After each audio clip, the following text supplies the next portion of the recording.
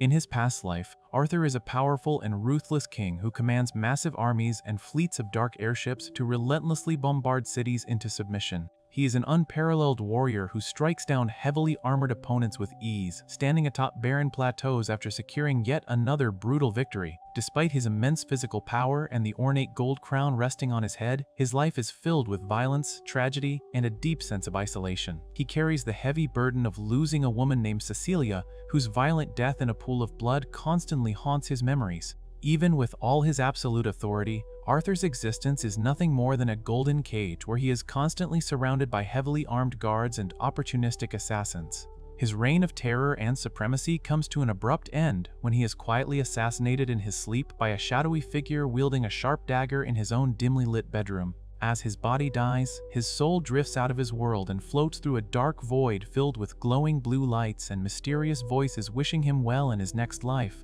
Arthur's consciousness suddenly fades into a blinding white light, and he wakes up in a completely unfamiliar rustic environment. He opens his eyes to find himself wrapped in a white blanket, looking up at a cheerful brown-haired man and a caring reddish-brown-haired woman who are both crying tears of immense joy. The man introduces himself as Reynold and the woman as Alice, excitedly calling themselves his parents while trying to get him to speak. Arthur quickly realizes that he has been reincarnated as a baby, though he retains all the memories, combat experience, and intellect of his past life as a formidable king. He is completely baffled by the bizarre situation and feels a deep sense of powerlessness, having gone from a mighty ruler who controlled nations to a helpless infant who cannot even walk or talk. Over the next few months, Arthur struggles intensely to adapt to his new, fragile physical body. He finds the entire experience incredibly frustrating, feeling as though his tiny infant flesh is a miserable prison that prevents him from doing anything on his own. He is entirely dependent on Reynold and Alice for his basic survival.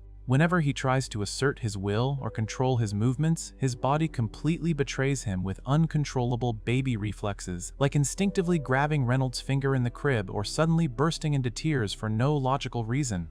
To make matters even worse, he constantly soils his diapers, forcing a smiling Alice to clean him up and change him while he stews in absolute embarrassment over his lack of dignity. Despite his extreme annoyance with his physical limitations, he carefully observes his new parents and his rural surroundings to gather as much information as possible about this strange new reality.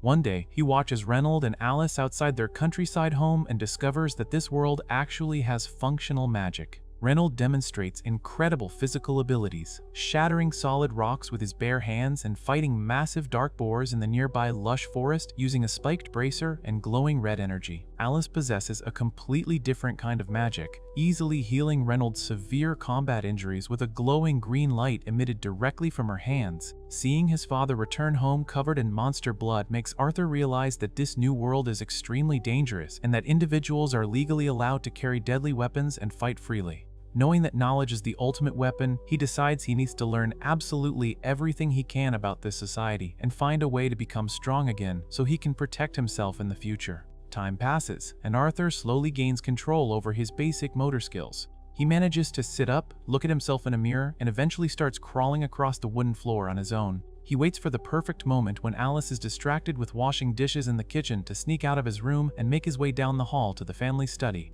He pulls himself up to a large wooden bookshelf and grabs a thick, heavy book containing a detailed map and historical information about the world. Sitting on the floor, Arthur reads the book and learns that he was born on a large continent of Decathlon, which is divided into 3 major kingdoms. The Kingdom of Darv is an expansive underground network inhabited exclusively by dwarves. The Kingdom of Elenoir is a lush forest realm home to the elf race, and the Kingdom of Sapin is the largest human-populated region where he currently lives. He notes that Sapin operates under a traditional monarchy where kingship is strictly inherited by bloodline, which is entirely different from his previous world where kings fought and conquered to violently claim the throne. After reading further into the texts, he discovers that the overall technological advancement of this world is quite primitive compared to the futuristic, skyscraper-filled cities and flying vehicles of his past life. He quickly figures out the main reason for this severe lack of technology, attributing it entirely to the existence and reliance on magic. Arthur pulls out another massive green book dedicated to magic theory and dives deep into the complex mechanics of this world's power system. He learns about a mystical energy called mana, which is genetic and only awakens in about 1 out of 100 people. The book explains that there are two primary types of mages in Decathlon. The first are augmenters, who channel mana internally to greatly enhance their physical strength, speed, and defense for close combat. The second are conjurers, who emit mana outwardly into the environment to manipulate the natural elements and bend their surroundings to their will. To successfully use any of these magical abilities, a person must first form a mana core by gathering scattered fragments of mana naturally residing within their body and condensing them into a single, centralized core in their chest. The book firmly states that people usually awaken as mages during their early adolescence to late teens, making it impossible for children to use magic. However, Arthur relates this exact concept of mana to the concept of Kai from his previous life as a warrior king, realizing that the core principles of gathering and focusing internal energy are exactly the same. Believing his past life's extensive combat experience gives him a massive advantage over everyone else, he decides to start training immediately to form a mana core, completely ignoring the typical age restrictions outlined in the books. He sits cross-legged on the wooden floor, closes his eyes, and begins to concentrate intensely, successfully sensing the glowing fragments of mana floating inside his baby body. He tries to pull them together using his sheer willpower, but his intense focus is suddenly interrupted when he accidentally poops his diaper again. Alice notices the smell right away, picks him up from the floor, and changes him, leaving Arthur feeling deeply ashamed that his grand magical training was thwarted by his infant digestive system. 2 full years pass, and Arthur grows into a much more active and curious toddler. He finally learns how to walk properly, giving him far more freedom to explore his home and the surrounding areas. Reynold, eager to bond with his growing son, takes Arthur outside to the grassy field and tries to teach him basic swordsmanship using a small wooden stick. Arthur enthusiastically swings the stick around, actually enjoying the combat practice, but Alice quickly spots them from the house window. She storms outside, absolutely furious, and aggressively scolds Reynold for giving a weapon to a 2-year-old who just learned how to walk. Reynold cowers in fear and apologizes profusely while Alice yells at him, making Arthur realize that his mother is definitely the one in charge of the household power dynamic. Later that week, the family takes a trip to a nearby bustling town to go shopping. Alice carries Arthur on her back as they walk through the crowded cobblestone streets. Arthur uses the opportunity to carefully observe the local merchants and the various goods they sell. He reaches out toward wooden racks holding deadly weapons like axes, maces, and swords, noting the quality of the craftsmanship to silently gauge the kingdom's military strength. He also watches a cloaked merchant demonstrating fire magic to sell glowing crystals at a stall, confirming that magic is a common and accepted part of everyday commerce in this world. As the sun sets, Alice carries a sleepy Arthur back home down a quiet dirt path, and he deeply reflects on his new life. In his past life, he was an isolated king who never experienced genuine warmth, comfort, or freedom, but now he is surrounded by 2 loving parents who care for his every need.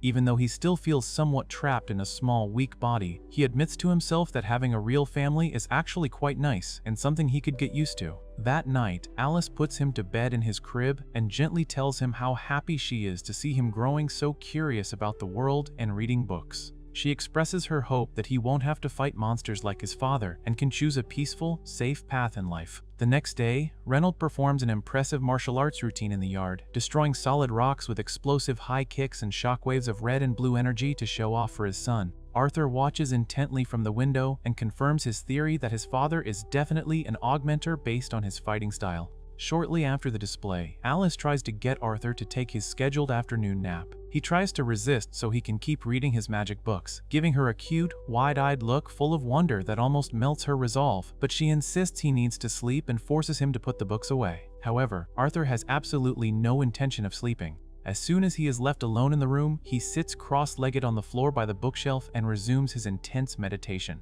After 2 long years of secretly gathering the tiny, stubborn mana fragments scattered throughout his body, he is finally ready to merge them into a complete mana core. He focuses all his mental willpower, condensing the glowing yellow energy directly in his chest. But because he is attempting to form a core at such an unnaturally young age, the sheer concentration of magical energy becomes highly unstable. The mana rapidly expands beyond his control, resulting in a massive, violent explosion of fire and energy that rips entirely through the roof and wooden walls of the house. Outside, Reynold and Alice are thrown off their feet onto the grass by the sheer force of the blast. Thick black smoke billows high into the blue sky as heavy wooden debris rains down all around them. Panicking and fearing the absolute worst, Reynolds rushes straight into the burning, ruined structure to save his son, the terrified Alice following closely behind him. They are absolutely certain that Arthur has been killed in the blast since he is not even 3 years old yet. Inside the smoke-filled wreckage, Reynolds uses his glowing red augment magic to lift a massive piece of collapsed ceiling off the ground, desperately searching the rubble for his child. Instead of finding a crushed body, they look up through a jagged hole in the destroyed wall and are completely stunned by what they see. Arthur is entirely unharmed, floating gently in the air above the wreckage, fully enveloped in a radiant golden and blue magical aura. He opens his eyes, having successfully awakened his mana core years ahead of normal schedule. Arthur drops back down to the splintered wooden floor, feeling incredibly proud of his monumental, magical achievement. But his pride quickly fades into confusion when Alice drops to her knees, pulls him into a desperate, tight hug, and begins sobbing uncontrollably, completely ignoring the total destruction of their home. Reynolds stands over them, equally relieved, with tears of immense joy streaming down his face as he smiles down at his safe son. Arthur is genuinely baffled by their intense emotional reaction.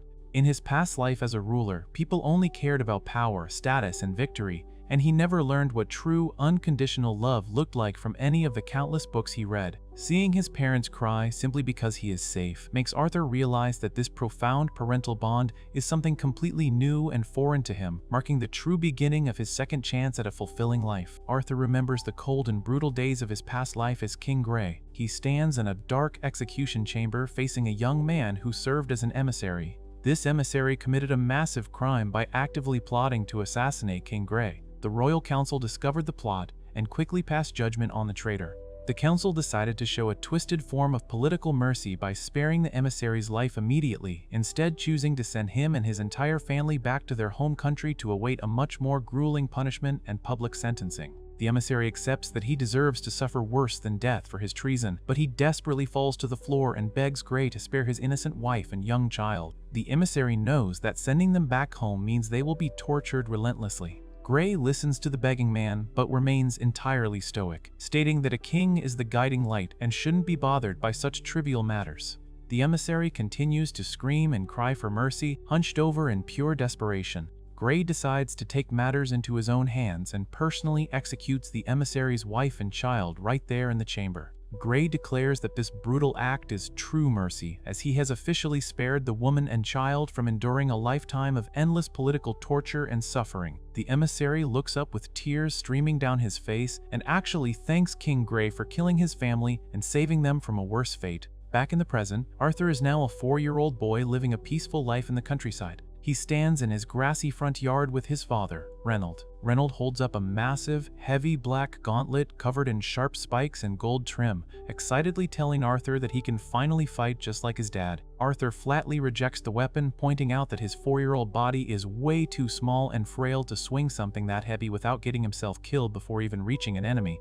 Reynolds scratches his head and admits Arthur is right. Reynolds quickly ducks down and pulls out a pair of wooden practice swords instead. They take their positions on the lawn and begin a sparring match. Arthur charges forward with incredible speed, swinging his wooden sword aggressively. Reynolds easily blocks the incoming strikes, praising his son's footwork. Arthur decides to stop holding back and channels his internal mana directly into his wooden weapon, making it glow with a bright orange fiery aura. He leaps high into the air and strikes Reynolds' arm. The force of the blow causes Arthur's glowing sword to effortlessly slice right through Reynolds' wooden stick. Even though Reynolds had reinforced his own weapon with defensive mana, Reynolds drops the broken stick on the grass and stares at his son in utter disbelief. Realizing that Arthur is an absolute combat prodigy, Reynolds immediately goes inside the house to have a serious discussion with Alice. Reynolds explains that Arthur easily cut through a mana-reinforced object at only 4 years old and desperately needs a professional mentor to hone his incredible talents. Alice gets extremely defensive, clenching her fists and outright refusing to let her tiny son leave home to live in some dangerous, faraway city. Reynolds argues that they have to prioritize Arthur's long-term future over their current comfort. But Alice remains completely stubborn, dropping to the floor to tightly hug Arthur and swearing she will never abandon her sweet little boy. The argument escalates until Reynolds finally proposes a compromise, suggesting that the entire family pack up and move to the major city of Xyrus together. Alice instantly agrees to this plan, entirely dropping her angry demeanor. They excitedly pack their bags and prepare for the long journey ahead. They hire 2 large wooden wagons pulled by massive horned lizard creatures and meet up with a group of heavily armed adventurers on a dirt path. Reynold introduces the group as the Twin Horns, the elite adventuring party he and Alice used to travel with before settling down. Arthur steps forward and politely introduces himself to the veterans. He meets Adam Crench, a confident red-haired man who wields a long spear. Next, a cheerful blonde woman named Angela Rose rushes forward and practically suffocates Arthur in a massive hug, calling him adorable. A tall, serious man in a green tunic named Durden Walker kneels down and shakes Arthur's hand. Arthur then looks up to see a quiet, serious young woman with short black hair named Jasmine Flamesworth who carries twin daggers. Finally, he is introduced to Helen Shard, a blue-haired elven archer carrying a massive bow. The caravan starts moving, and Arthur sits in the back of the wagon with his mother, staring out at the towering white cliffs and vast green valleys. He thinks about how incredibly primitive animal-drawn wagons are compared to the advanced technology of his past life, but he admits the slow pace has a nice, peaceful charm. The peaceful journey does not last long. As night falls, the group sets up a campsite in a dense forest clearing. While resting around the campfire, they are suddenly surrounded by a massive pack of giant gray wolves with glowing yellow eyes. The Twin Horns immediately jump into combat formation to protect the camp. Jasmine leaps through the air with incredible agility, using her twin daggers to mercilessly slice through the wolves, splattering blood everywhere. Reynolds steps up and punches a charging wolf directly in the jaw, while Adam effortlessly impales another beast with his spear. Helen stands on top of the wagon and fires arrow after arrow with deadly precision. Durden points his hand forward and launches a massive, glowing yellow sphere of energy that completely obliterates several wolves in a huge explosion of dirt and debris. Angela finishes the fight by casting a brilliant green magical barrier from her staff, violently knocking away the last remaining wolf. Arthur watches the entire coordinated slaughter from inside the dark wagon and feels a deep urge to become just as strong and fluid as the Twin Horn members. After easily wiping out the wolf pack, the group relaxes around multiple campfires and eats large plates of freshly grilled meat skewers. Arthur sits on a log next to Jasmine and notices that his father suffered a nasty gash on his arm during the brief skirmish. Alice quickly moves to her husband's side and uses a glowing green magical aura to completely heal the deep wound in seconds. The others explain to Arthur that Alice is an emitter, an extremely rare type of mage with highly sought-after healing powers. They reveal that her massive value as a healer is the exact reason she and Reynolds chose to live in the remote countryside, as healing people in public would make her a massive target for kidnappers and corrupt nobles. Adam stretches his arms and decides he wants a little exercise before going to sleep, so he challenges Arthur to a sparring match. Arthur knows that fighting a grown, experienced augmenter is a terrible idea for a 4-year-old, but he steps into the dark clearing anyway. Adam smirks and gets into a combat stance with his cloth-wrapped spear, making it completely obvious that he will not hold back. Arthur channels his internal mana, generating a massive surge of green magical energy around his feet and igniting his wooden sword with a bright orange glow. He charges at Adam with blinding speed, but Adam easily dodges the strike, calling him too slow. Adam counterattacks with a powerful swing of his spear. The weapons clash, and the sheer force of Adam's blow completely overwhelms Arthur's tiny body. Arthur is launched violently through the air, losing his grip on his wooden sword. As he falls backward toward the trees, Angela quickly reacts and casts a glowing green bubble of magic that catches Arthur mid-air and safely lowers him to the grass. The rest of the Twin Horns furiously yell at Adam for using so much force against a toddler, but Arthur simply realizes that his current physical body lacks the weight and muscle mass needed to fight properly. Jasmine walks over to Arthur and asks him how he managed to move like that. Arthur stares back at her with a fierce, unwavering glare, showing his absolute determination to learn and grow stronger. Jasmine recognizes that intense look and decides to personally help him train. Over the next several weeks of travel, Jasmine puts Arthur through a rigorous training regime. She makes him do countless push-ups in the forest dirt and teaches him how to properly aim and fire a bow. She also instructs him on how to use wind magic to enhance his mobility, resulting in Arthur sprinting through the dense forests at incredible speeds while leaving a trail of green magical energy behind him. They spend their nights sitting by the campfire or in small wooden inns, reading thick magic books together. On Arthur's birthday, Jasmine surprises him by handing him a highly crafted combat dagger as a thank you gift for helping her improve her own skills. Arthur is thrilled by the gift, and Alice watches the two of them from a distance, crying happy tears because her son is maturing so quickly. The The journey continues smoothly until the caravan takes a narrow dirt path running dangerously close to the edge of a massive rocky cliff. Suddenly, a barrage of arrows strikes the ground all around the wagons. The twin horns draw their weapons as they realize they are entirely surrounded by a large gang of masked bandits standing on the higher rocky ridges. Angela raises a green jeweled pendant that emits a blinding flash of light, fully exposing the ambushers. The bandit leader, a massive, muscular man carrying a huge battle axe, yells at his men to kill the guards but keep the women and the child alive because they sell for a much higher price on the slave market. The bandits violently slide down the steep cliffs and swarm the wagons. Durden steps forward and unleashes a massive blast of yellow energy to thin their numbers, while Adam and Jasmine engage the incoming attackers with their spear and daggers in brutal, bloody combat. Helen repeatedly fires arrows from a high vantage point, striking down bandits as they leap through the air. Despite the twin horns' massive individual strength, the sheer number of bandits begins to overwhelm them. During the chaotic brawl, a bandit manages to strike Reynolds, sending him crashing through a wooden cart. Reynolds scrambles to his feet, bleeding heavily from a wound on his shoulder armor. He immediately positions himself between the approaching bandit leader and his family. The massive bandit leader lowers his heavy axe and smiles sadistically at the injured father. Reynolds tells Arthur to grab his mother and run away from the battle immediately because he cannot guarantee their safety anymore. Arthur refuses to run, yelling that he is strong enough to fight the bandits too. Reynolds desperately reveals a massive secret, telling Arthur that Alice is actually pregnant again. Reynolds demands that Arthur use his newfound strength to protect his unborn sibling at all costs. Arthur is completely shocked by the revelation that he's going to be a big brother. Reynolds turns back to face the bandit leader, smiles up at the sky, and tells Arthur that he is counting on him. Reynolds charges at the giant man, throwing a desperate glowing pink punch, but the bandit leader easily catches the blow with his axe handle. Reynolds ignores the pain and continues to fiercely battle the leader to buy his family time to escape. Arthur grabs Alice's hand and they sprint away from the destroyed wagons along the dusty mountain path. Jasmine and Adam furiously slice down multiple bandits to clear a safe path for them. However, a hooded bandit mage spots them escaping from a high rocky ledge. The mage raises a wand and summons a massive, swirling vortex of green wind magic directly against the cliffside. The tornado forcefully hits the path, violently blasting Alice and Arthur.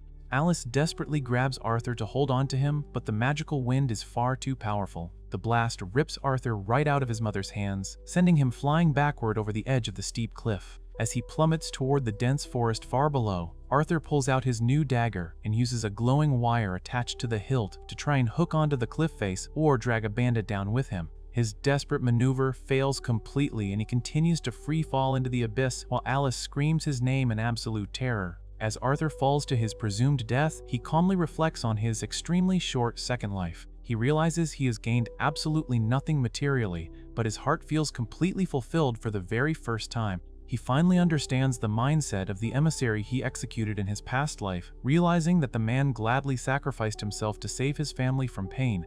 Arthur completely understands the profound contrast between the joy of saving your loved ones and the deep sorrow of never seeing them again. He closes his eyes and sheds a single tear, feeling incredibly sad that he will never get the chance to be a big brother to his new sibling. He braces for the fatal impact of the ground. Sometime later, Arthur slowly opens his eyes in a completely unknown, brightly lit location and hears a mysterious voice warmly telling him good morning. Arthur slowly opens his eyes and finds himself staring at a beautifully calm and bright blue expanse. He briefly thinks he is looking at a peaceful ocean and wonders if something terrible is about to happen to him. However, his vision quickly adjusts, and he realizes he is actually lying on the cold, rocky floor of a massive, dark cavern. He looks up and is completely terrified to see a gigantic, menacing demon covered in dark armor staring down at him. The creature has massive horns, a jagged, glowing red mouth, and intensely bright red eyes. Arthur is incredibly confused about how he survived the fatal fall from the cliff and panics at the sight of the monster. He tries to quickly scramble away and even throws a desperate punch at the giant creature, but his tiny 4-year-old body fails him. He completely misses, slips on the rocky ground, and falls flat on his face, knocking himself silly. The giant demon remains perfectly still and calmly tells Arthur that he still has a lot to learn. The creature assures him that she is actually on his side and points out a pile of glowing yellow fruits sitting on the cavern floor. She tells Arthur that he needs to eat them to recover his strength and heal his injuries from the fall.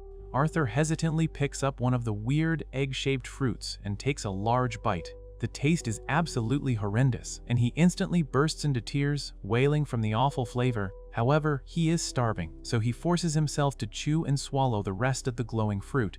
Once he finishes eating, his body starts feeling much better, and he immediately asks the demon if she knows what happened to his parents during the bandit ambush. The giant demon explains that she possesses the ability to see far beyond normal limits. She looks into the distance and happily informs Arthur that his mother and father are completely safe and actually continued their journey a few days ago. Hearing this, Arthur is completely overwhelmed with relief. Tears stream down his face again, but this time they are tears of pure joy, knowing his family survived the attack. He politely thanks the giant creature for saving him and sharing the good news. The demon then formally introduces herself to the boy as Sylvia. Several days pass inside the dark cavern. Arthur's wounds completely heal, and he desperately wants to go back home to reunite with his parents. However, Sylvia explains that leaving right now is impossible. She tells him that they are currently located deep within the edges of the Elshire Forest, a highly dangerous territory crawling with deadly wild animals and ruthless outlaws. Arthur realizes he cannot survive out there alone, so he asks if she can just teleport him. Sylvia admits she knows how to create a spatial breach to send him away, but it requires a massive amount of preparation and time to set up properly. Since they are stuck together for the time being, Arthur decides to make the most of his situation and begins physically training inside the cave. He picks up a heavy wooden stick and continuously practices his sword swings against the rocky environment to build up his physical strength. Sylvia silently watches him train every single day. Even though she looks like a terrifying, bloodthirsty monster that easily makes Arthur yelp in fear whenever she moves too quickly, he quickly realizes that she is actually incredibly warm, gentle, and kind to him. She frequently provides him with food and keeps him safe in the harsh environment. One day, Arthur decides to take a break from physical training and sits cross-legged on a pile of rocks to meditate. He focuses deeply and begins actively gathering mana from the surrounding air, causing his entire body to glow with a brilliant golden light. Sylvia senses the magic and is completely shocked to discover that a 4-year-old human boy has already formed a proper mana core. Recognizing his massive potential, she asks him if he wants to learn an advanced magic technique. She holds up her dark, clawed hand and manifests a swirling, multicolored orb of intense magic. Arthur immediately recognizes what she is doing. He realizes that Sylvia is simultaneously gathering mana from the atmosphere while actively using it to cast a spell. He compares it to refueling an airplane while it is still flying in mid-air. He admits he had absolutely no idea something like that was even possible for a mage to do. Sylvia explains that humans have a lot of stupid preconceptions about magic, which falsely leads them to believe they have to separate the act of gathering mana and using it into 2 different steps. She reveals that wild mana beasts do not have this limitation and can easily gather and use mana at the exact same time, treating it as naturally as breathing. Sylvia offers to teach Arthur this powerful technique, but she first asks him what he intends to do with such incredible power once he learns it. Arthur immediately thinks back to the brutal bandits who attacked his family and nearly killed his father. Fueled by anger, he aggressively declares that he wants to get stronger so he can deliver death to anyone who tries to hurt the people he cares about. Sylvia is instantly disappointed by his dark answer. She quickly uses her magic to knock Arthur off his feet, sending him crashing onto the cold, icy ground. She severely scolds him, stating that she absolutely refuses to teach her magic to someone with such a hateful look in their eyes. Arthur argues back, claiming that killing enemies is exactly what everyone does to survive and become a powerful king. Sylvia counters by asking if he truly enjoys having a head full of violent thoughts. She reaches out her massive clawed hand and gently pats his reddish-brown hair. She explains that her hands are strong enough to easily tear him to shreds, but they can also touch him with warmth and gentleness, asking which one he prefers. Arthur admits he prefers the gentle touch. Sylvia explains that rage and hatred are very easy emotions to feel, and using them to commit violence might feel good in the moment, but it ultimately leaves a person with nothing but emptiness and more hate. She firmly tells him that she did not save his life just so he could use it for senseless revenge. Her words trigger a deep memory within Arthur about his past life as King Grey. He remembers standing in a gray room talking to an elderly man named Marlin and a young woman. Marlin praises him as a great king who brought wealth and glory, but Grey knows the entire truth. He remembers being a king in name only, completely controlled by a corrupt parliament. Since his old world was constantly running out of resources and suffering from declining birth rates, he was forced to act as a ruthless executor for war. He remembers dedicating his entire past life to fighting, even battling a massive, armored pig monster with a slotted snout in a barren, sandy arena just to master the control of his internal ki energy. He realizes that his past life was entirely consumed by violence, and it left him feeling completely hollow. Understanding Sylvia's wisdom, Arthur looks back at her and changes his answer. He tells her that he simply wants to use his power to protect the people he cares about. Sylvia is thrilled and calls it the perfect answer. Over the next few days, Arthur intensely practices the new magic technique. He successfully manages to gather and use mana at the same time, surrounding his wooden stick with a brilliant, glowing aura of purple and golden energy. He is absolutely ecstatic about his newfound strength, but the happy moment is instantly ruined when a new threat arrives. A sinister, dark-armored monster with a glowing blue eye and a jagged mouth suddenly emerges from the shadows of the cavern. The creature tells Sylvia that it finally tracked her down by following the scent of her blood. It demands that she come along quietly, but Sylvia completely refuses. The dark monster aggressively declares that it will use violence to take her by force and charges up a sphere of dark purple energy. Sylvia tells Arthur to stay back and hide. She realizes her disguises are no longer useful, so she drops her demonic appearance entirely. A massive, swirling vortex of blinding blue and teal energy engulfs her body. When the radiant light clears, Sylvia's true form is finally revealed. She is actually a breathtakingly majestic, giant white dragon with large curved horns, long flowing white hair, and beautiful glowing purple eyes. Arthur is completely shocked by her true appearance. The dark monster laughs and mocks her, warning her that using her full power in her weakened state will only shorten her remaining lifespan. Sylvia boldly replies that she doesn't care because she has been very happy living in the cave with Arthur. She opens her massive jaws and unleashes a colossal, blinding beam of blue magical energy directly at the dark monster. The attack creates a massive, violently swirling explosion of blue and purple light that completely shatters the surrounding cavern walls. The sheer force of the blast causes rocks and debris to rain down everywhere. However, when the dust finally settles, the dark monster is still standing, completely unharmed by the attack. Sylvia, on the other hand, is severely weakened and collapses onto the rocky ground, revealing a massive, heavily bleeding wound on her chest. The dark monster slowly approaches her, mocking her failed attempt to stop it. Knowing that she cannot win this fight and that her time is up, Sylvia calls Arthur over to her side. Arthur runs out from behind the rocks and stands in front of the massive white dragon. Sylvia quickly opens a swirling, multicolored cosmic portal right behind her. She apologizes to Arthur, explaining that the exit isn't as close to his home as she originally hoped, but she reassures him that she has taught him everything he needs to survive in the wild. She asks him to remember his promise to only use his power to protect others. Before making him leave, Sylvia decides to give Arthur two final parting gifts.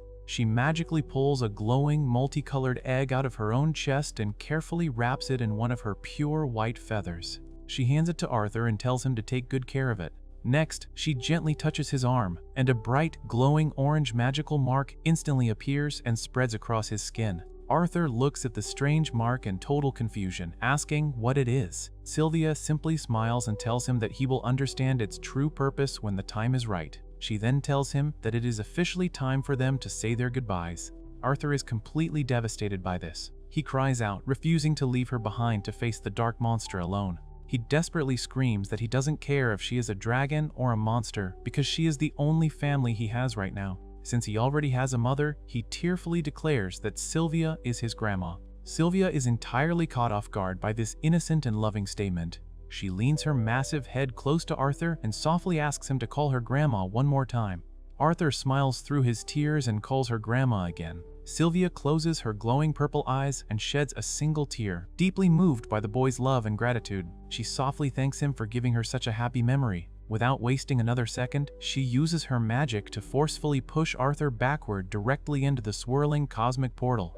As Arthur floats helplessly through the vibrant, sparkling tunnel of light, he hears Sylvia's final words echoing in his mind. She begs him not to let his heart fill with hatred and rage, and she passionately wishes for his new life to be one filled with bright light and happiness. Back in the ruined cavern, the dark monster easily overpowers the exhausted dragon and fires a massive, fatal blast of dark magic directly at Sylvia, completely ending her life. A short time later, Arthur slowly wakes up and finds himself lying completely alone in a bright, lush, green forest clearing. He sits up on the soft grass and realizes he is safely far away from the dark cavern. He looks down at his hands and sees that he is still tightly holding the white feather and the glowing egg Sylvia gave him. The painful realization that Sylvia sacrificed her own life just to save him completely crushes his heart. He tightly clenches the feather to his chest and breaks down into loud, uncontrollable sobs, crying endlessly for the dragon who treated him like family. After crying for a while, Arthur eventually manages to calm himself down. He wipes the tears from his eyes and slowly stands up from the grass. He looks at the glowing orange mark on his arm and remembers the final promise he made to his grandma. He carefully packs the egg and the feather into his small shoulder bag, tightens the straps, and turns to face the incredibly dense and towering trees of the dangerous forest. With a fiercely determined and serious expression on his face, Arthur takes his first steps into the thick woods, fully prepared to survive whatever challenges lie ahead and completely dedicated to living the honorable life Sylvia wanted for him. Arthur runs through the lush green forest. He uses magic to make a green aura glow around his bare feet. This helps him move extremely fast. He quickly tracks down the people he is looking for. He crouches on a massive tree branch and looks down at a clearing. He sees 4 bandits gathered around a horse-drawn carriage. They are slavers. The slavers have a young, silver-haired elf girl. She's wearing a fur-lined outfit and is crying. A large man in a purple coat covers her mouth to keep her quiet. The other bandits laugh. One of them mentions that elf girls sell for a lot of money. They plan to sell her as a slave and leave the eerie woods. Arthur watches them carefully from his hiding spot. He remembers the time his own family was ambushed by bandits on the road. He feels angry, but he also remembers Sylvia's training. He recalls sitting in a dark cave with the giant dragon. Sylvia told him that she would not teach him magic if he let his negative emotions rule him. Arthur takes a deep breath and decides to wait for the perfect moment. He watches the slavers travel through the forest. Eventually, the sun sets. The sky turns a warm orange color. The slavers set up camp for the night. They park their large white wagon in a clearing. They sit around a small campfire. The slavers talk about having some fun with the elf girl before selling her. The leader says they shouldn't hurt her because it will lower her price. Arthur listens to everything while sitting on a high tree branch. He knows he needs a distraction. He notices that the slavers have 3 large white wolves with antlers. The hounds are wearing brown saddles and are tied together. Arthur wonders why wild forest hounds obey humans. He guesses they are controlled by magic collars. Night completely falls. The forest becomes very dark. Arthur sneaks closer to the camp. He grabs 3 small brown seeds and throws them extremely fast. The seeds hit the hounds. The hounds immediately start howling loudly in unison. The noise echoes through the dark forest. The bandits get annoyed by the loud howling. One of the bandits wears a red tunic. He walks over to the hounds and kicks one of them. He yells at them to shut up because they will attract wild beasts. Arthur sneaks up behind the bandit in the red tunic. He kills the bandit quickly and quietly. He takes the bandit's wooden-handled knife. Another bandit comes looking for his friend. This bandit wears a purple outfit. He walks right past the dead body without noticing.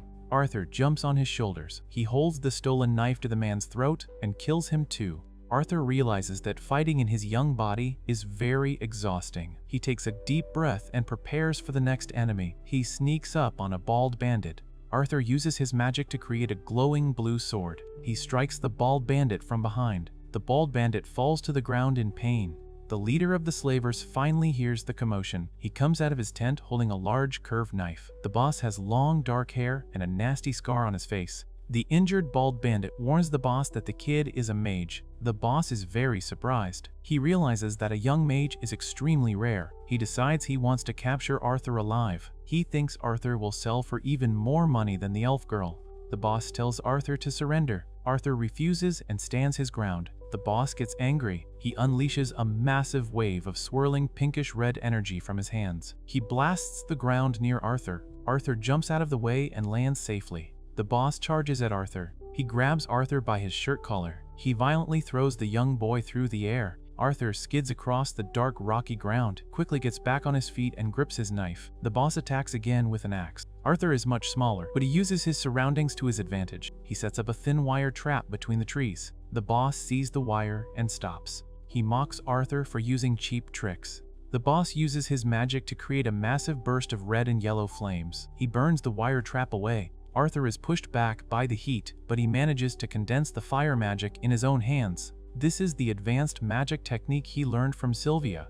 The boss is shocked that a kid can condense fire. The boss gets completely frustrated. He decides he is done trying to capture Arthur alive. He yells that he will just kill Arthur and sell his dead body to demented collectors. The boss prepares to strike. However, Arthur is much faster. Arthur throws a sharp knife attached to a white cord. The knife flies through the air at incredible speed. It embeds itself directly into the boss's forehead. The boss screams in agony and collapses dead on the ground. The bald bandit watches his boss die and becomes terrified. He begs Arthur for his life. Arthur reminds him that the elf girl probably begged for her life too. He deals with the last bandit and walks over to the storage wagon.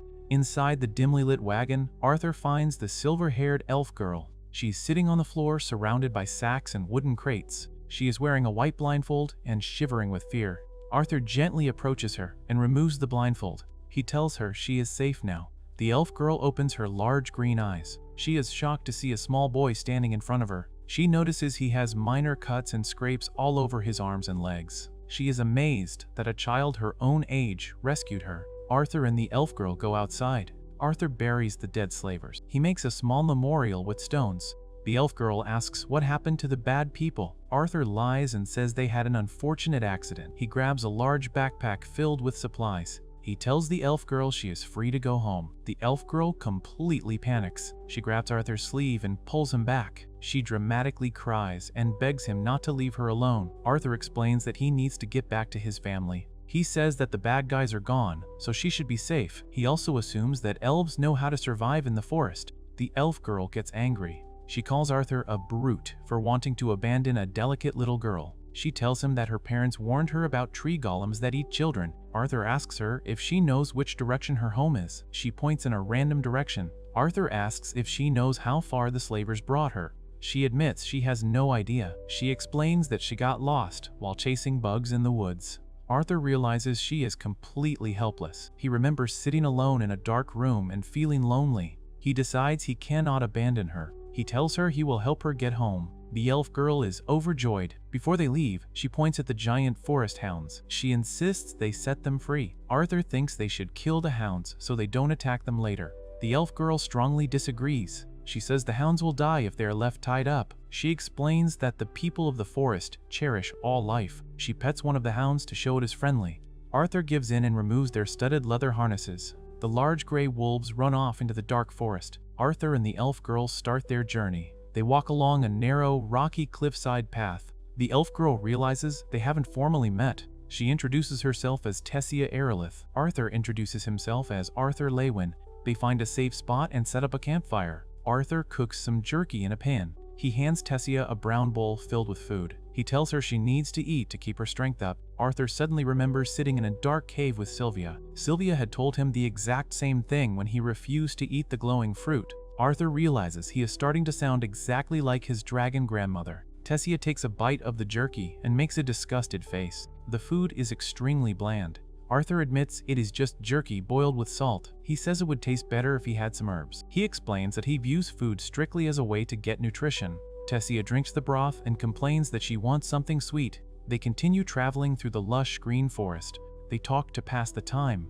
Arthur asks Tessia what things are like in the elf kingdom of Elenoir. Tessia happily explains that it is very fun. She mentions that her parents are always extremely busy. Because of this, she spends almost all of her time with her grandpa and her caretakers. Arthur listens and figures out that she must come from a very wealthy or important family. They see a small, dark gray rabbit on the path. Later, the forest gets darker and they see glowing yellow bugs flying around. Tessia calls them neat. She explains that elves use these glowing bugs to mark paths in Elenoir. She asks Arthur if he wants to keep one as an earring. Arthur politely declines. Tessia then talks about her future. She says that once her mana awakens, she will go train at her master's place. She asks Arthur if humans have an organized education system for magic. Arthur is confused by the term and mumbles to himself. Suddenly, they hear a noise behind them. One of the massive gray forest hounds is following them. Arthur gets ready to fight. Tessia tells him to relax. She says the hound is just protecting them because they freed it. Night falls and Arthur pitches a small, dark tent. He tells Tessia to go inside and sleep. He plans to stay outside and keep watch for beasts. Tessia looks very worried. She stands by the tent flap and refuses to go in alone. She makes up a story. She says her grandpa told her never to sleep in the same room as a man.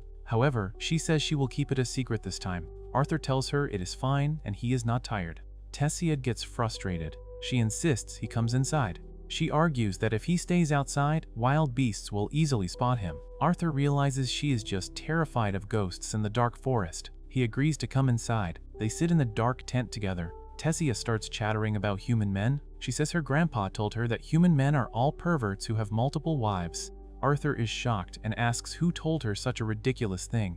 He defends humans and explains that only certain high-ranking aristocrats have multiple wives. Tessia eventually calms down. She closes her eyes and falls completely asleep. Arthur watches her sleep soundly. He wonders if taking care of her is what having a little sister feels like. The next morning, they pack up and continue walking. The sky is bright blue. They climb up a steep snowy cliff next to a beautiful cascading waterfall. Tessia is very happy and seems to have forgotten all about the slavers. Arthur is glad she feels safe, but he is still deeply worried about his own parents. Suddenly, a terrible pain shoots through Arthur's chest. He feels an unbearable agony emanating directly from his manicore. He hunches over and sweats heavily. He tries to hide the pain from Tessia. He tells her he is fine, but his legs give out. He collapses onto the mossy ground from sheer exhaustion. Tessia rushes over to him. She is extremely worried. She announces that she's going to search the forest for medicinal herbs to cure his stomachache. Arthur tries to stop her because he knows the woods are far too dangerous for her to wander alone.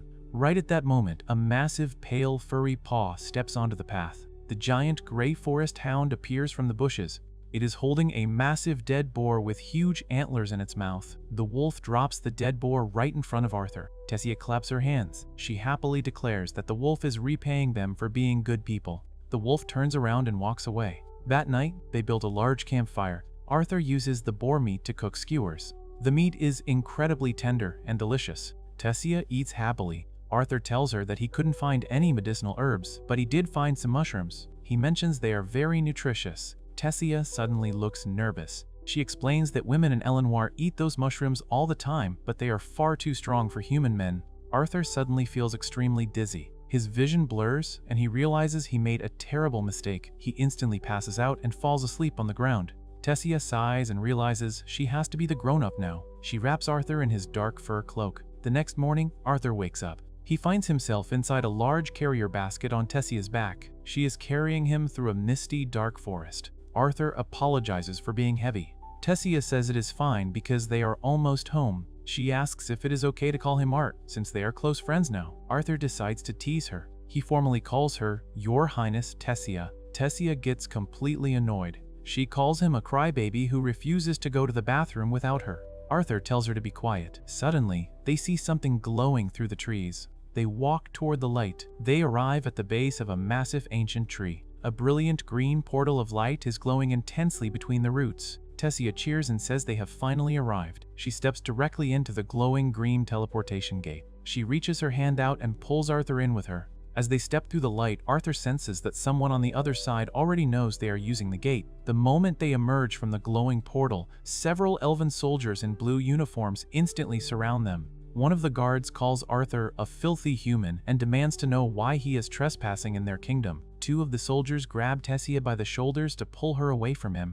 Arthur realizes this is really bad and kicks himself for letting his guard down just because Tessia acts so innocent. He figures it is only natural that her return would cause a huge commotion among the Elven Kingdom. A guard draws his golden-hilted sword and orders the others to kill Arthur. Arthur glares at the blade and thinks about how easily he trusted the situation. He knows full well how hollow an innocent gesture can be and vows never to make the same mistake again. The guard lunges forward to stab him. Suddenly, Tessia breaks free and yells at the soldiers to stop and let Arthur go. The guard argues that Arthur is a dangerous, violent human who must have brainwashed her. Tessia angrily defends Arthur, shouting that he saved her life and demanding they release him at once. The guard insists Arthur is just a corrupt wretch pretending to help her. Before things can escalate further, an elderly elf with gray hair and a ponytail steps forward and orders the guards to release the human immediately. This is Virion Aerolith, the former king of the elves. The soldiers quickly obey and back off. Virion checks to see if Tessia is okay. Tessia runs over to Arthur and complains that the guards are being awful to her savior. Virion explains that she went missing and suddenly reappeared with a human, so the guard's reaction makes total sense. He then officially introduces himself to Arthur and thanks him for helping his granddaughter, the Princess of Elenoir. Arthur is completely shocked to hear the word princess. He turns to Tessia and asks why she never mentioned she was royalty. Tessia looks confused and wonders if she really forgot to tell him. Arthur thinks about their time together and realizes nothing about her behavior gave him the slightest impression that she was a princess. Just then, an ornate carriage pulls up, and Tessia's parents rush over to embrace her. Her mother is Queen Mariel, and her father is King Alduin. Tessia cries tears of joy as she hugs them. Alduin looks down and is furious to see a human standing in his courtyard. He yells at his guards and orders them to arrest Arthur immediately. Virion steps in and admits he stopped the guards from executing the boy because Arthur saved Tessia's life. Tessia tightly hugs her mother and insists they cannot be mean to Arthur. Alduin stammers, completely uncomfortable with the idea of a human staying in their castle. Tessia stubbornly refuses to back down and begs her parents to show Arthur proper hospitality. She turns to Arthur and promises to share all her favorite treats with him. Alduin eventually caves to his daughter's demands and allows it. Virion looks closely at Arthur and senses an unfathomable strength hidden deep inside the young boy. He tells Arthur they will talk later. Tessia happily grabs Arthur's hand and drags him away to show him around the city. Arthur tells her to slow down as she pulls him through a bustling marketplace filled with dome-shaped houses and large trees. Arthur is amazed by the unique elven civilization and notes that the books he read back home were actually quite accurate. He also notices the cold stares from the local elves. He realizes that humans and elves are still in a state of touch-and-go hostility due to their past conflicts. Even so, he feels lucky to see this place with his own eyes. Later, Arthur stands alone by a large tree and thinks about a strange, dark expression Tessia made earlier when she was captured. He does not understand what it meant. He also clutches his chest, feeling a sharp pain, and has no idea what is causing it. He decides he cannot afford to let his guard down again. Tessia leads him up a massive stone walkway toward the grand white castle nestled in the mountains. When they step inside the grand hall, a large group of maids in blue dresses warmly welcomes the princess back. Tessia points at Arthur and orders the maids to give him their best hospitality. The maids look extremely confused and surprised to see a human. Tessia's parents walk up behind them, and Tessia suggests they play, eat snacks, and take a long bath. Before they can do any of that, Alduin asks her to explain exactly what happened. They all move into a large meeting room with stone walls and sit around a long wooden table. Arthur kneels on the floor out of respect for the king. Tessia tells him to sit in a chair, but Arthur feels he should stay on the floor. Tessia insists, so they decide to have tea and snacks while they talk. Alduin formally introduces himself and his wife. Arthur introduces himself as Arthur Lewin from a humble town in the Sapin Kingdom. He says he is incredibly honored to speak with the ruler of the elves. Alduin remarks that Arthur is very well educated for a commoner. Arthur thinks to himself that the formal introduction was a bit much, but he knows they won't take him seriously if he acts like a normal child. Alduin asks him to explain the entire situation. Arthur tells them how his family was ambushed by bandits and separated, though he purposely leaves out a few specific details. He makes sure not to lie, but he does not give them the whole truth either. When he mentions how he met Tessia, the mood in the room completely shifts. Alduin slams his fist on the table and yells in anger, assuming human barbarians kidnapped his daughter. Arthur politely corrects the king, explaining that slave traffickers are defined by their horrible profession, not their race. Virion leans forward and asks how a small child like Arthur managed to save Tessia from a group of grown slavers. He wonders if Arthur negotiated with them or begged for her freedom. Arthur simply states that he is a sorcerer and used magic to defeat them. The elven guards standing by the door refuse to believe this. One guard draws his sword and shouts that Arthur is speaking preposterous nonsense. The guard accuses Arthur of deceiving the princess to infiltrate the elven kingdom. Virion glares at the guard and strictly orders him to lower his weapon. Tessia chimes in and aggressively defends Arthur. She confirms she was captured by bad men who planned to sell her off. She remembers crying for help while a large man covered her mouth in the forest. Queen Mariel hugs her daughter to comfort her. Alduin calms down and finally admits he believes Arthur's story. Arthur thanks the king and decides to ask for a major favor. Since he ended up in their lands by accident after a bandit attack, his only wish is to return home to his family in Sapin. He asks the king for help getting back. Alduin looks deeply offended. He points out the massive enmity between their races and is shocked that a human would demand gratitude from the elves. Arthur firmly responds that if the elves truly view humans as lowly savages, they should prove they are better by not acting debased themselves. Virion chuckles and admits the kid makes a solid point. Alduin sighs and explains that the hatred between elves and humans cannot be washed away so easily. He tells Arthur that the teleportation gate to the Sapin Kingdom is only accessible during the Ruler Council, which happens once every 7 years. Since the council just happened, the gate will not open again for another 5 years. Arthur feels devastated knowing 5 years is way too long to wait. Alduin states they cannot let a human live among them for that long anyway, so he promises to have soldiers escort Arthur to the human border by tomorrow morning. Arthur thanks him and feels relieved that he can finally go home. Suddenly, an intense pain hits Arthur's chest. He grips his shirt tightly and clenches his teeth. Alduin notices and tells Arthur to go make himself comfortable for the night. Later that evening, Arthur tries to cope with his worsening condition by training shirtless under a powerful waterfall. He has no idea what is happening to his body and mentally asks Sylvia for help. Exhausted, he walks out onto a dark stone balcony to enjoy the cool evening breeze. He hopes the fresh air will lessen his pain. He decides he needs to figure out the cause of his suffering soon. He looks up and sees Tessia standing on a higher balcony with her parents. They are all smiling and enjoying their reunion. Arthur thinks about his own parents, Reynolds and Alice. He assumes they survived the bandit attack and safely escaped, but he misses them terribly. Seeing Tessia's happy family makes him wonder if his parents will smile at him like that when they finally reunite. He seriously doubts it. He feels entirely worthless because he was completely incapable of protecting them during the ambush. His dark thoughts consume him as he leans against a white pillar in a grand hallway. Tessia suddenly runs up to him. She apologizes for her family's rude behavior during the meeting. Arthur brushes it off, saying it just proves how much they care about her. He tells her she needs to go back to acting like a spoiled princess and let her family dote on her. Tessia pouts and accuses him of making fun of her. She bets he will act exactly the same way when he sees his parents again. Arthur looks away and questions if his parents will actually be happy to see him. He explains that his family went through hell because of him and wonders if they even miss him at all. Tessia stares at him in disbelief. She suddenly reaches out, grabs his cheeks, and squishes his face aggressively. She scolds him for being ridiculous and insists his parents are absolutely heartbroken without him. She adds that she is already super sad about him leaving and he hasn't even left yet. Her kind words snap Arthur out of his depression. They walk together to a grassy platform overlooking a dark abyss filled with floating green orbs of light. Tessia calls them firefly pots and happily tries to catch one. Arthur looks at the glowing lights and realizes he has been letting the darkness of his past life wage war inside his mind. He feels foolish for letting his negative emotions take control. He apologizes to Tessia for his behavior.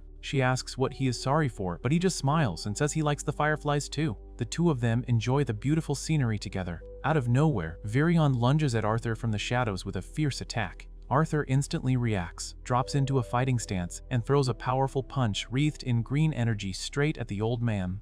Virion easily blocks it. Tessia screams at her grandpa, asking if he is trying to kill his own granddaughter's savior. Virion laughs and says his attack couldn't kill anyone. He explains he was just testing Arthur's reflexes to see if the boy really fought those slavers.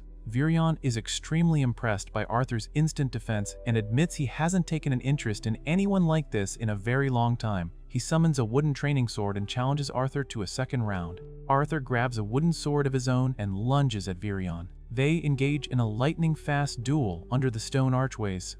Arthur uses his mana to enhance his movements, trying to keep his strikes as direct as possible. However, Virion is significantly faster and easily parries every single attack. Virion knocks Arthur backward across the tiled floor. Arthur realizes he has to push himself even harder. He charges forward and lands a direct hit on Virion's chest, but the impact completely shatters Arthur's wooden sword into tiny pieces. Tessia watches in shock as the fragments fly everywhere. Arthur refuses to give up. He remembers the intense battles he fought in the Beast Arena during his past life. He channels that same desperate energy and ignites his arm with a massive swirl of fiery red, yellow, and green magic. He leaps through the air and lands a devastating, explosive punch squarely on Virion's face. Virion stumbles back, rubbing his bruised forehead with a huge smirk. He admits he never expected Arthur to get the better of him and eagerly calls for round 2. Tessia immediately grabs her grandpa from behind and strictly forbids any more fighting. She scolds him for not holding back and bullying Arthur. Virion argues that if he had held back, Arthur would have been the one bullying him. Arthur humbly states it is an honor to hear the former king overestimate his abilities. Virion gets serious and tells Arthur that if he really feels honored, he will accept an offer to become his official apprentice. Arthur is shocked by the proposal. He declines, explaining that he needs to get back to his parents so they know he is alive. Virion implies he has a way to send a message to Arthur's parents to let them know he is safe. Before Arthur can ask how, a blinding surge of agony rips through his chest. He drops to his knees on the stone floor, clutching his shirt and sweating profusely. Virion looks down at the suffering boy and confirms his suspicions. He reveals that Arthur is dying because he has inherited a beast will. Virion plainly states that Arthur has absolutely no choice but to become his apprentice right now, because if he doesn't receive proper training immediately, the beast will is going to kill him. Virion rushes to help him, but Arthur's mind slips into a dark void. He has a terrifying nightmare where a giant monster made of purple and blue mist looms over him. He clenches his teeth in distress and wonders if the monstrous entity represents his deep anxiety or the massive weight of his new responsibilities. He wakes up sweating in his bed and finds Tessia sitting right on top of him. She yells at him to get up because her grandfather is waiting for them. Arthur groggily asks the nightmare monster for 5 more minutes, which makes Tessia incredibly furious. She yells at him for calling her a monster and pulls on his arms to drag him out of bed. Arthur rubs his head and jokes that she looked like Medusa a second ago. He takes off his shirt to change and asks her if it is actually true that he is staying in the Elven Kingdom. She admits she is not completely sure, but says they will find out after their trip. He accidentally calls her princess again, making her blush deeply and scream at him to use her real name. She gets even more embarrassed by his lack of a shirt, so she yells at him to hurry up and quickly leaves the room. Outside the Grand White Palace, King Alduin argues with Virion about taking the human boy away. Alduin firmly insists that allowing Arthur to stay and train goes against all their sacred elven traditions. Virion completely ignores the king's complaints and calmly states that he simply likes the boy. Tessia aggressively jumps into the argument to defend Arthur, loudly reminding her father that the human boy saved her life. Virion cuts the argument short and tells the kids to get inside the beast-drawn carriage. As they ride through the forest, Tessia falls asleep on Arthur's shoulder. Virion looks at them and notes that Arthur shouldn't get too relaxed calling him Grandpa. Arthur smiles and confidently says his attitude will depend entirely on how things go. Virion decides to grant Arthur's wish to stay, explaining his reasoning. He tells the boy that Tessia has lived a very isolated life as the sole heir to the throne and has had her heart repeatedly broken by superficial friends. Because of that trauma, she naturally keeps her emotional walls up and refuses to get close to anyone. However, Virion notices that she smiles genuinely and naturally whenever she is around Arthur. Virion sincerely thanks Arthur for bringing his granddaughter's happiness back. Arthur silently realizes that Virion is constantly testing his character, but he decides that a man willing to sincerely thank a child is someone he can fully trust. They eventually arrive at a rustic stone house built into a hillside deep in the forest. Virion aggressively kicks the wooden door and shouts for his old friend Rhenia Darkassin to open up. An angry elderly elf woman yells back at him for being a loud bastard and eventually invites them inside. Virion introduces Rhenia as a powerful sorcerer with highly unique skills. Arthur immediately realizes that her magic does not fall into the normal 4 elements, making it very similar to his mother's healing magic. Rhenia warmly welcomes them into her home filled with wooden bookshelves. Arthur politely asks her exactly how she plans to help him contact his parents. Rhenia calls Virion soft for bringing the boy here, but she explains that she is a diviner. She closely examines Arthur and notes that he is a very special child because even she cannot fully see his past or his future. She asks if his true goal is just to see his parents and let them know he is all right. Arthur confirms this with a somber expression. She tells him to look closely into a large wooden basin filled with magically glowing green water and instructs him to picture his parents in as much detail as possible. Arthur closes his eyes and vividly pictures his mother Alice with her chestnut hair and gentle nature, followed by his father Reynold with his piercing blue eyes and strong charisma. The glowing water suddenly shifts and shows a clear vision of Alice and Reynold sitting somberly at a dining table back home. Alice serves Reynold a bowl of stew, mentioning that it is Arthur's favorite meal and today is actually his birthday. Seeing them so sad triggers a flood of painful flashbacks for Arthur. He remembers Alice screaming in absolute horror on the grassy cliff the day he fell to his supposed death. He also remembers Reynold getting violently punched in the face repeatedly by their bearded friend Adam. Reynold took all the blame for the tragedy and accepted the brutal beating because he failed to protect his son. The vision returns to the present as Alice begins to cry at the dinner table while Reynold pinches the bridge of his nose in severe emotional distress. Arthur speaks directly to them through the magical basin, and his parents look up at the ceiling in absolute shock when they hear his voice. A glowing green barrier surrounds them in the vision as Arthur explains that he's completely fine and currently living with the elves. He intentionally lies and says he just needs some minor treatment for his body so they do not worry about his heavily damaged manicore. Alice cries tears of joy and strongly tells Arthur not to ever blame himself for what happened during the bandit attack. Reynold tightly embraces Alice in a highly protective hug as Arthur happily tells them both how much he loves them. The magical connection eventually fades, leaving Arthur crying openly at the wooden table. He wipes his tears and firmly resolves to get stronger so he never has to make his parents worry about him ever again. He immediately turns to Virion, bows his head, and begs the old elf to take him as his official apprentice. Later that day, back at the elven capital, Tessia aggressively argues with her parents again in a room with a massive waterfall. She insists that chasing Arthur away will make the entire elven race look completely ungrateful. Alduin finally gives in to her demands and officially announces that Arthur will stay under Virion's direct tutelage. He and Queen Mariel formally approach Arthur in the Grand Hall to apologize for their earlier harshness. Alduin admits that sitting on the throne has made him stubborn, and Mariel warmly tells Arthur to treat the castle as his own home. Arthur respectfully accepts their apology. Tessia is so thrilled by the news that she immediately demands to take Arthur outside to play and show him around the bustling town. They hold hands and run through a crowded outdoor marketplace filled with various food stalls and large white banners. Tessia wears a large pink hat and enthusiastically points out a bazaar that sells her favorite sweets.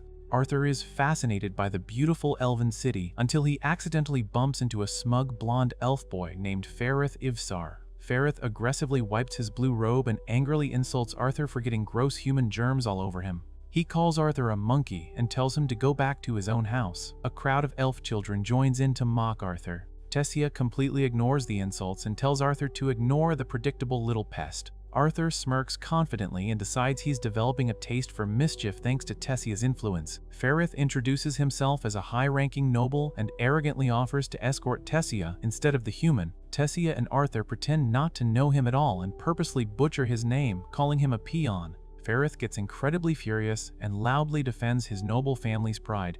Arthur sarcastically apologizes and heavily mocks him by calling him a supreme genius. Ferrith completely loses his temper, raises his wand, and formally challenges Arthur to a duel in the middle of the crowded square. Ferrith asks if Arthur will accept the fight or run away like a coward. Arthur remains totally silent, effectively accepting the challenge. Tessia eagerly volunteers to officiate the match while a massive crowd of elves gathers to watch. Tessia shouts for them to begin, and Ferrith immediately flies into the air to launch several magical energy arrows at Arthur. However, Arthur calmly dodges the explosive attacks without even breaking a sweat. He swiftly closes the distance and punches Ferrith squarely in the face with a single devastating hit. The heavy blow sends the arrogant elf flying through the air before he crashes hard onto the cobblestone path. Ferrith lies on the ground dizzy, crying, and completely defeated with a massive bruise on his face. Arthur looks down at him and briefly wonders if he hit the boy a little too hard. The surrounding crowd stands in absolute shock at how quickly the human defeated the noble elf. Tessia just laughs gleefully, grabs Arthur's hand, and they quickly run away from the scene to avoid getting into any more trouble. They spend the rest of the day happily exploring the city, eating various snacks from paper bags, reading books together in the local library, and looking at glowing crystals in a weapon shop. Later, they stand together on a high stone balcony overlooking the entire village and the massive suspension bridges. Tessia asks Arthur if he is looking forward to his intense training starting tomorrow. Arthur thinks back to a highly serious conversation he had with Virion in the dark forest. Virion heavily warned him that beast tamer training is agonizingly painful, often compared to being dipped into boiling pitch. He also reminded Arthur that he will have to endure this grueling process entirely alone without the support of his family. Despite the harsh warnings, Arthur confidently accepted the challenge and promised to work hard. He snaps back to the present and happily tells Tessia that he is genuinely excited because he is finally choosing his own future. Tessia enthusiastically pumps her fists and promises to work just as hard as he does so she can keep up with him. 3 entire years pass by quickly. Arthur undergoes intense physical and magical training with Virion deep within the lush forest canyon. He learns how to control his spiritual energy by interacting with the floating glowing orbs in the dark courtyards.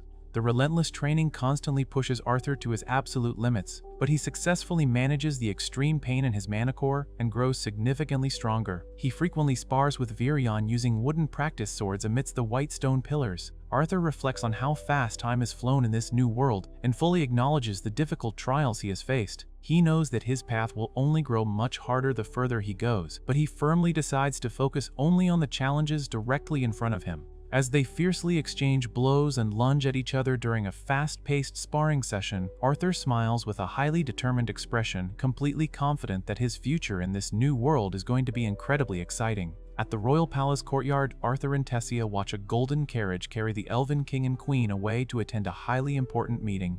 Tessia quickly shifts her attention and forces Arthur to eat a massive hamburger she prepared herself, demanding he show proper gratitude because a beautiful girl made it for him. They immediately head out to the dense forest for their daily physical training with Virion. Tessia relentlessly attacks Arthur with a fierce barrage of high and low kicks, forcing him to dodge continuously until Virion throws a pair of wooden swords at them to escalate the spar. Arthur manages to catch his weapon and sarcastically thanks the beautiful princess for her efforts, successfully teasing her. Virion watches them fight and formally announces that their warm-up is over.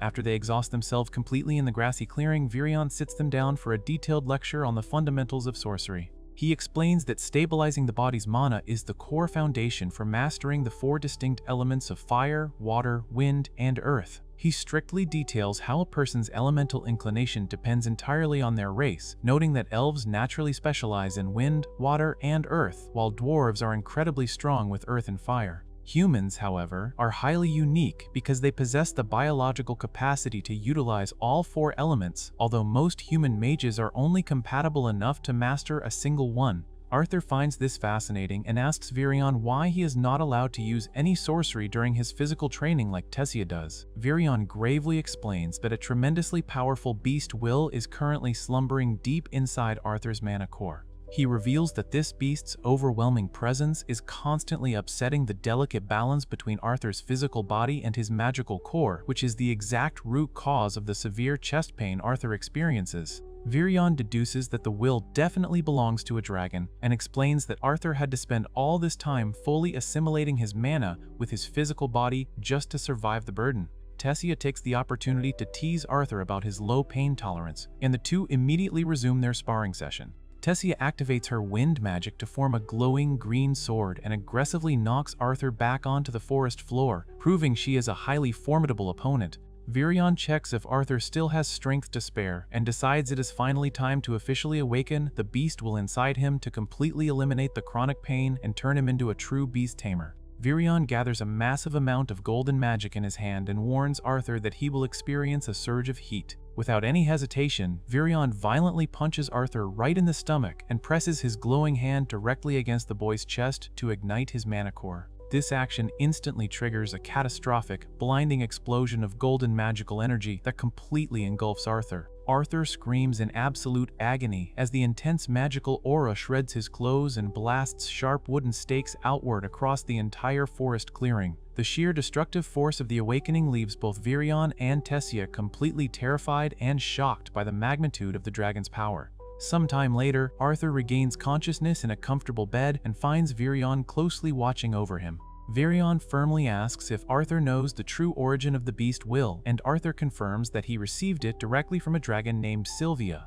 Virion covers his face in disbelief and strictly orders Arthur to keep this information an absolute secret, warning that possessing a dragon's will is guaranteed to draw highly dangerous and unwanted conflict. Virion then delivers a massive piece of news, revealing that Arthur's scheduled departure date has been drastically moved up to just 4 months from now instead of the original 2 years. He explains that the 3 kingdoms are organizing a major cultural exchange event for young nobles, which will temporarily open the highly restricted entrance to Zyra City. This fully explains why the king and queen had to leave the capital earlier in the carriage. Virion tells Arthur to rest up because his combat training is going to become significantly harder starting tomorrow, adding that Tessia already knows all about his early departure. Arthur feels incredibly somber about having his time with his new friends cut so short. Later that night, Arthur lies in bed feeling anxious and suddenly notices that the glowing, multicolored stone he received from Sylvia is developing deep black cracks. He completely panics, realizing that the stone is actually an egg right as it shatters into pieces. A small, black, winged creature with glowing yellow eyes, tiny horns, and a star-tipped tail emerges from the shards and smiles joyfully. Arthur is absolutely amazed and carefully holds the baby dragon, finding it incredibly cute until it playfully bites his hand. The creature communicates telepathically directly into Arthur's mind, happily calling him Papa. A glowing purple magical crest permanently etches itself onto Arthur's arm, signifying their magical bond. Arthur officially names the baby dragon Sylvie in honor of her mother and happily accepts his totally unexpected role as an 8-year-old father before falling asleep with her on his pillow. The very next morning, Tessia quietly peeks through the heavy wooden doors of Arthur's room and is instantly captivated when she sees him sleeping next to a tiny black dragon. She picks up the yawning creature and absolutely falls in love with it, holding it gently while hearts float around her head. Arthur wakes up and warns her not to stare at Sylvie like a predator, leading them to take the new pet out to the forest to show Virion. Virion completely freaks out when he sees the creature sitting on Arthur's head, clutching his chest and loudly complaining that these massive shocks are terrible for his elderly heart. To avoid causing a massive uproar in the kingdom, Virion suggests they simply pass Sylvie off as a rare mana beast instead of revealing her true dragon lineage. With the secret settled, Virion initiates the next brutal phase of Arthur's training, explaining that as a beast tamer, Arthur must now learn to flawlessly exercise his beast core and his mana core simultaneously through live combat. Virion suddenly envelops his entire body in a dark, swirling green aura and physically transforms into a massive, muscular, shadowy figure with glowing yellow eyes. Arthur cowers in absolute terror as Virion utilizes his Shadow Panther beast will to easily sneak up and grab him from behind.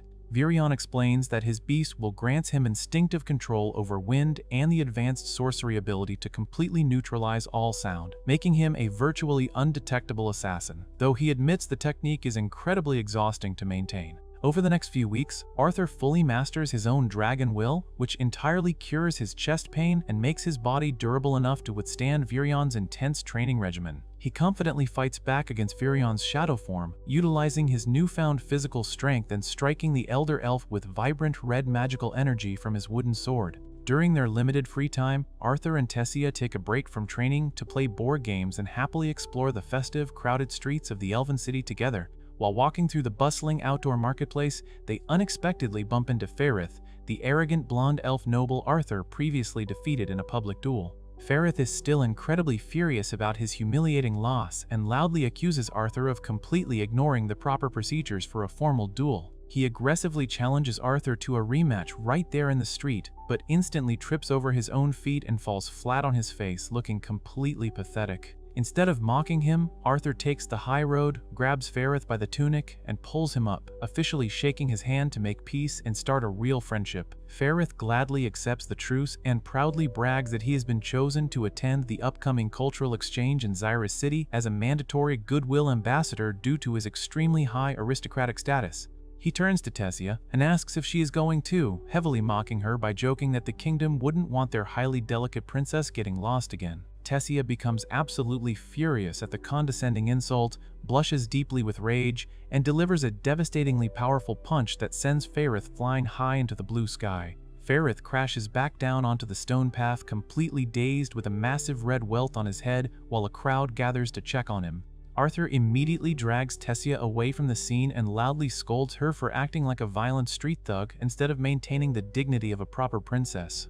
Tessia gets incredibly defensive and emotionally breaks down, crying that she is just deeply upset because Arthur gets to go back to his home while she is forced to stay behind and miss the cultural exchange entirely. She angrily calls Arthur an old man for lecturing her and runs away in tears, leaving him standing alone on the bridge with Sylvie. Later that night, Arthur tracks Tessia down and finds her crying alone in her dark bedroom. He uses his magic to float a cluster of glowing green fireflies through her open window and softly invites her to sneak out into the woods just like they used to do before things got so complicated. They walk together down a dark dirt path deep into the ancient forest, completely ignoring the strict rules about staying inside and carefully avoid a dangerous pack of massive antlered wolves hiding in the shadows.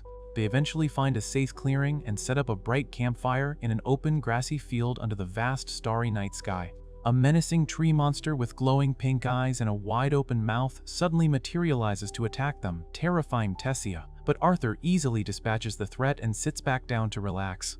Tessia attempts to act brave to hide her fear, unconvincingly claiming that she is just shivering from the cold air. She shifts the conversation and asks Arthur what the human kingdom is actually like, but he honestly admits he has no idea since he never got the chance to explore it before he fell off the cliff. Tessia weakly suggests that Arthur could just stay in the Elven Kingdom with her permanently, but she instantly falls asleep by the warm fire before he can even formulate a response. Arthur looks warmly at her sleeping face and fully accepts that he has to leave to fulfill his promise to his own family. When the scheduled day of departure finally arrives, a massive crowd of elves gathers before a monumental stone gateway, flanked by 2 towering statues to see the travelers off. Virion officially says goodbye to Arthur and hands him a golden pocket watch branded with the Aerolith family seal, explaining that it functions as a magical compass that will help Arthur easily find his way back to the Elven Kingdom whenever he decides to return. The king and queen are also present to offer their farewells, but Arthur keeps scanning the massive crowd, desperately looking for Tessia.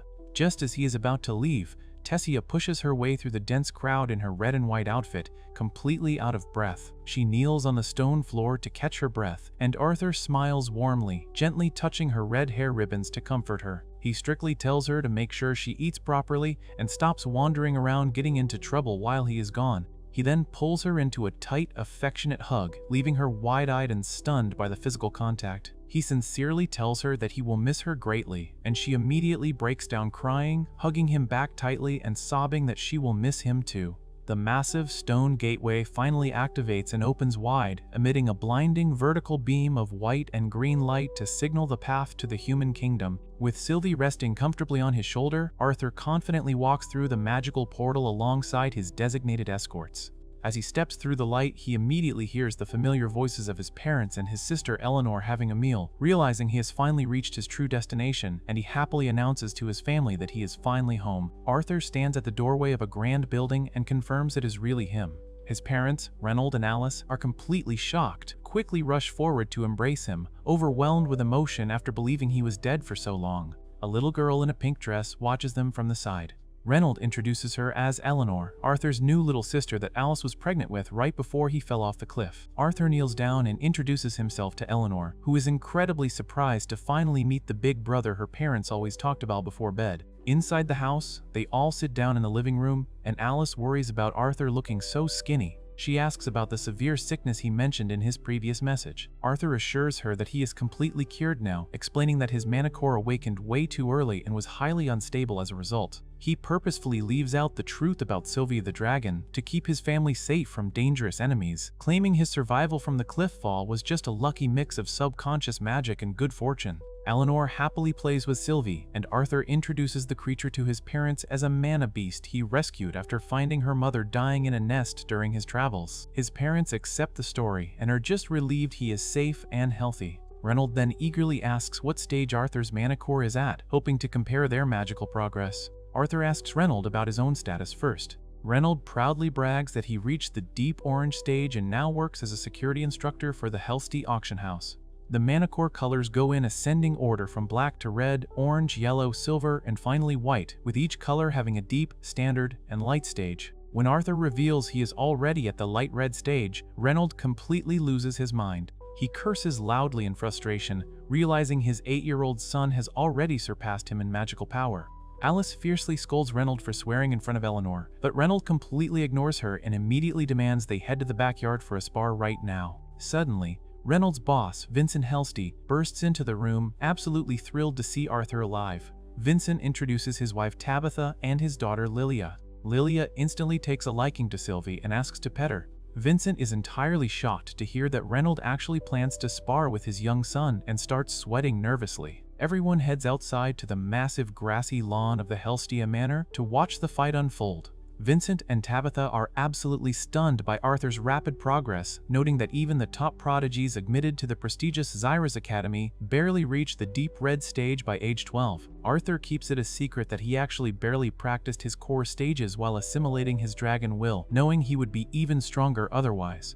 The spar officially begins, and Reynold uses his superior physical size to launch a barrage of aggressive punches and kicks. Arthur easily dodges and blocks every single strike, sliding across the grass with incredible speed. Reynolds catches Arthur's arm and throws him back, telling him he needs to try harder. Arthur flips through the air and kicks down, but Reynolds easily blocks the attack. Reynolds admits he let his guard down initially and decides to get completely serious. He suddenly engulfs his entire arm in intense yellow flames, demonstrating his augmenter fire magic. Arthur reflects on his past life's knowledge of Ki, comparing it directly to the augmenter magic of this world. While conjurers learn which element they are compatible with and control it, augmenters have to work much harder to find their element, but the effort bears greater rewards. This past experience with Ki, combined with Virion's intense physical training, gives Arthur a massive combat advantage. Arthur also decides to get serious and unleashes a brilliant aura of golden and green energy around his body. They charge at each other and clash violently, creating a massive fiery explosion that shakes the entire yard. Arthur slides backward across the grass to stop his momentum, remaining completely unhurt. He recalls Virion teaching him how to push past standard magic elements to reach advanced levels. Reynolds summons a massive dragon-shaped flame, showing off his highly advanced fire magic to everyone watching. However, Arthur easily counters by surrounding his own body with crackling golden electrical magic. To everyone's absolute shock, Arthur then shifts his focus and freezes the flowing water from a nearby stone fountain, instantly creating a towering pillar of solid blue ice. Vincent completely loses his mind, seeing Arthur use water elemental magic on top of everything else. Reynolds playfully grabs Arthur in a headlock, laughing loudly and feeling incredibly proud of his genius son. Later that evening, everyone sits down for a grand feast at a long wooden table in the manor's dining hall. Vincent is so utterly amazed by Arthur's potential that he offers to fully pay for Arthur's tuition to enroll in Xyrus Academy, the best magic school on the continent. Alice casually mentions that Arthur awakened at age 3 and completely blew up their old house in the process, which shocks Vincent even more. Vincent claims he personally knows the director of the academy and can easily pull some strings to get the 8-year-old admitted right away without any issues. However, Arthur politely declines the generous offer. He explains that he just returned after years away and wants to spend quality time with his family first before running off to a school. Vincent realizes he got ahead of himself and apologizes for pushing the matter. Arthur excuses himself from the table, feeling a bit awkward about shutting the man down so bluntly. As Arthur wanders the massive hallways to clear his head, Lilia spots him standing on a star-shaped floor pattern and warns him not to get lost in the basement. She invites him to follow her to a much better spot. She takes him directly to the manor's kitchen, where she sits with the maids and the butler to eat a massive plate of fatty duck meat. Lilia eats blissfully, completely ignoring the fact that her mother wants her to watch her weight. Lilia explains that she comes down here to stress eat whenever things get overwhelming. The elderly maid explains to Arthur that Vincent and Tabitha desperately want Lilia to awaken as a powerful sorcerer, even though neither of them possesses any magic themselves. This massive expectation places an incredible amount of pressure on the young girl, making Arthur truly sympathize with her situation. Later that night, Arthur heads to his bedroom, and his parents come in to tuck him into bed. Alice touches her forehead to his, reassuring him that no matter how much he has grown or how incredibly powerful he has become, he is still their beloved little boy on the inside. Reynolds explains that Vincent only offered the academy enrollment out of genuine care for Arthur's future, wanting to see him succeed with his talents.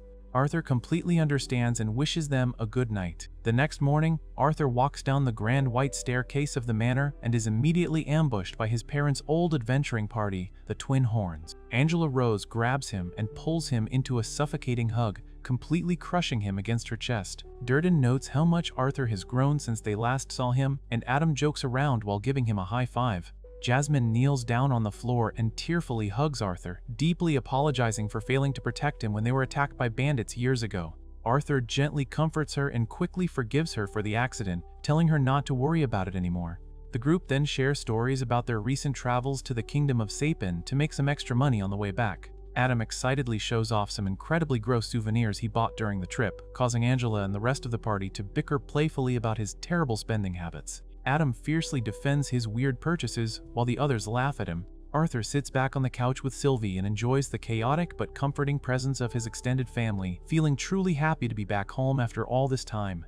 Meanwhile, far away in the Elven Kingdom, Tessia sits completely alone at a large wooden table in a dark room. She clenches her hands into tight fists, clearly upset and frustrated that Arthur is gone. Arthur lies flat on the wooden floor of his bedroom and pants heavily. He closes his eyes and sweats profusely after exhausting his energy. He realizes he can only hold his power for a few seconds. He wonders if he is being too reckless and if he should pursue a different training option. He quickly dismisses the thought and clenches his fist. He knows he needs to master this new power so he can defend the people he loves. He reminds himself that protecting his family is the entire reason he came back home in the first place. Sylvie sits on the floor beside his head and stares down at him. Arthur looks up at the small-horned creature and smiles. He pulls the winged black cat into a close embrace and says he is finally back home. Sylvie happily reaches out toward Arthur's hair. She suddenly recoils and tells Arthur that he reeks. Arthur takes Sylvie to the bathroom to wash her. He kneels beside a white clawfoot bathtub filled with pink bubbles and scrubs the small black cat with a bar of soap. He tells Sylvie to quit squirming because they cannot have her stinking up this fancy mansion.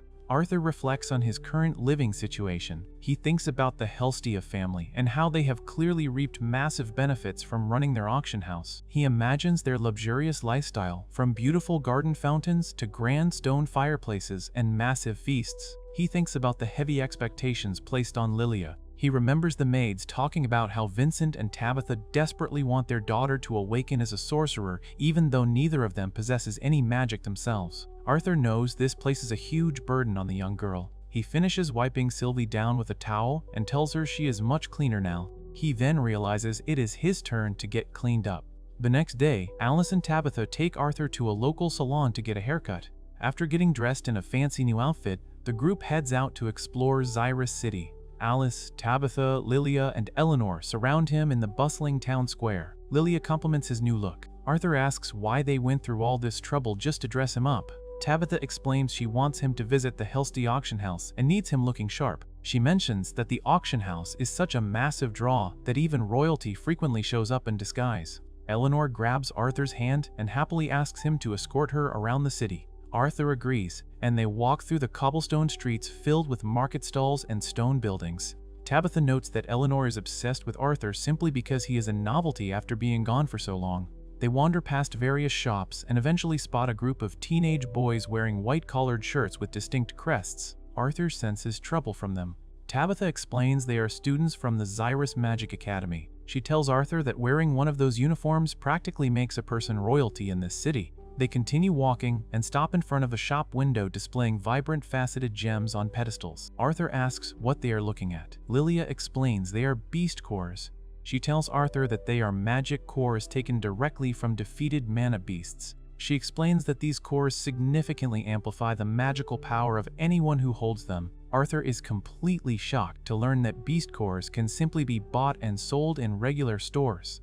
Tabitha explains that the effects vary depending entirely on the specific core. She notes that if a core comes with a beast will, it easily costs over 100 gold coins. Arthur quickly calculates the conversion rate in his head. He realizes 100 gold coins would be enough money to live off for 250 years back in his old hometown. Tabitha promises to arrange things so Arthur can check out some cores at the next auction. Arthur declines the offer and states he is completely satisfied with the beast he currently possesses.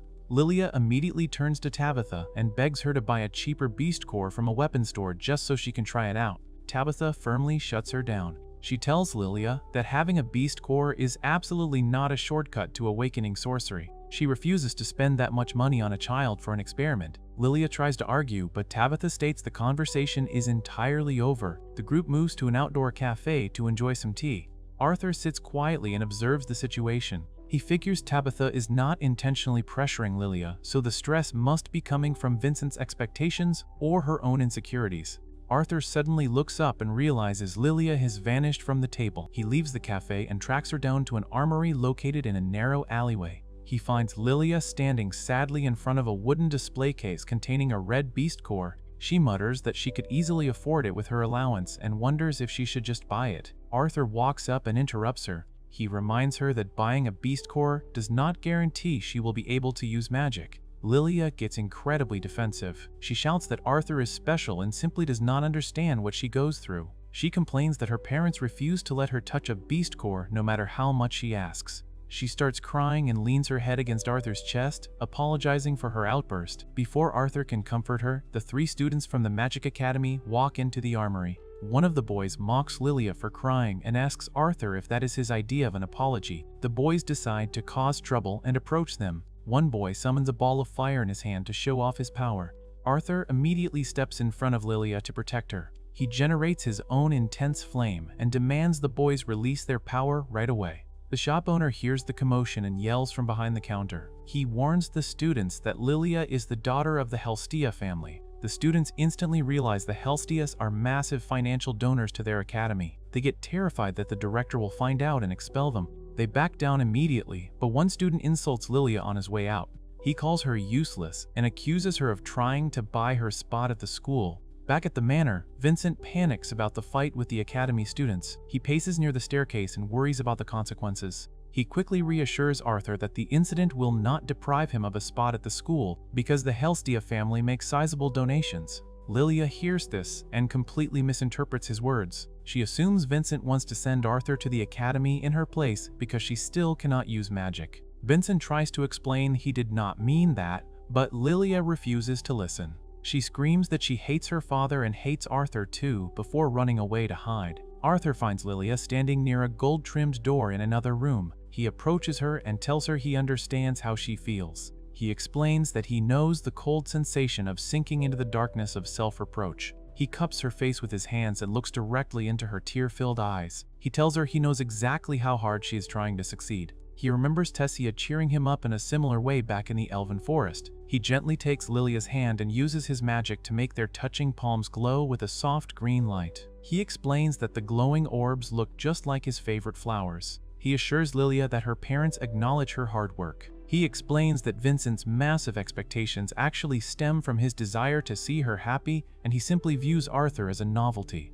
Lilia laughs and realizes she put all this pressure on herself. Arthur then asks her a serious question. He asks if she genuinely wants to be able to use magic. Meanwhile, Vincent, Tabitha, Alice, and Reynolds sit in the living room deeply concerned about Lilia's disappearance. Arthur walks in without her and drops a massive lie. He tells them he sent Lilia away to the dangerous place where he trained so she can awaken her magic. He hands Vincent a fake letter where Lilia claims she is a useless burden and promises to return only when she becomes an amazing sorcerer. Vincent drops to his knees on the patterned floor in complete shock. He breaks down crying and calls himself a fool. He realizes he selfishly pushed his own belief that being a sorcerer equals a happy future onto his daughter. Tabitha comforts him as he tearfully admits Lilia does not need to be a sorcerer and that he loves her no matter what. At that exact moment, Lilia steps out from behind the door. Vincent and Tabitha are completely shocked to see her still in the house. Arthur admits he staged the entire scenario. He explains he did it to show Lilia her parents' true feelings and to make Vincent realize how much pressure he was actually applying. Vincent and Tabitha immediately apologize to Lilia and Arthur's parents for causing so much trouble. They assure Lilia she never has to attend the academy if she does not want to. However, Lilia smiles and says she still wants to go to the school. She explains she wants to learn magic so she can become a sorcerer who makes other people happy, just like Arthur does.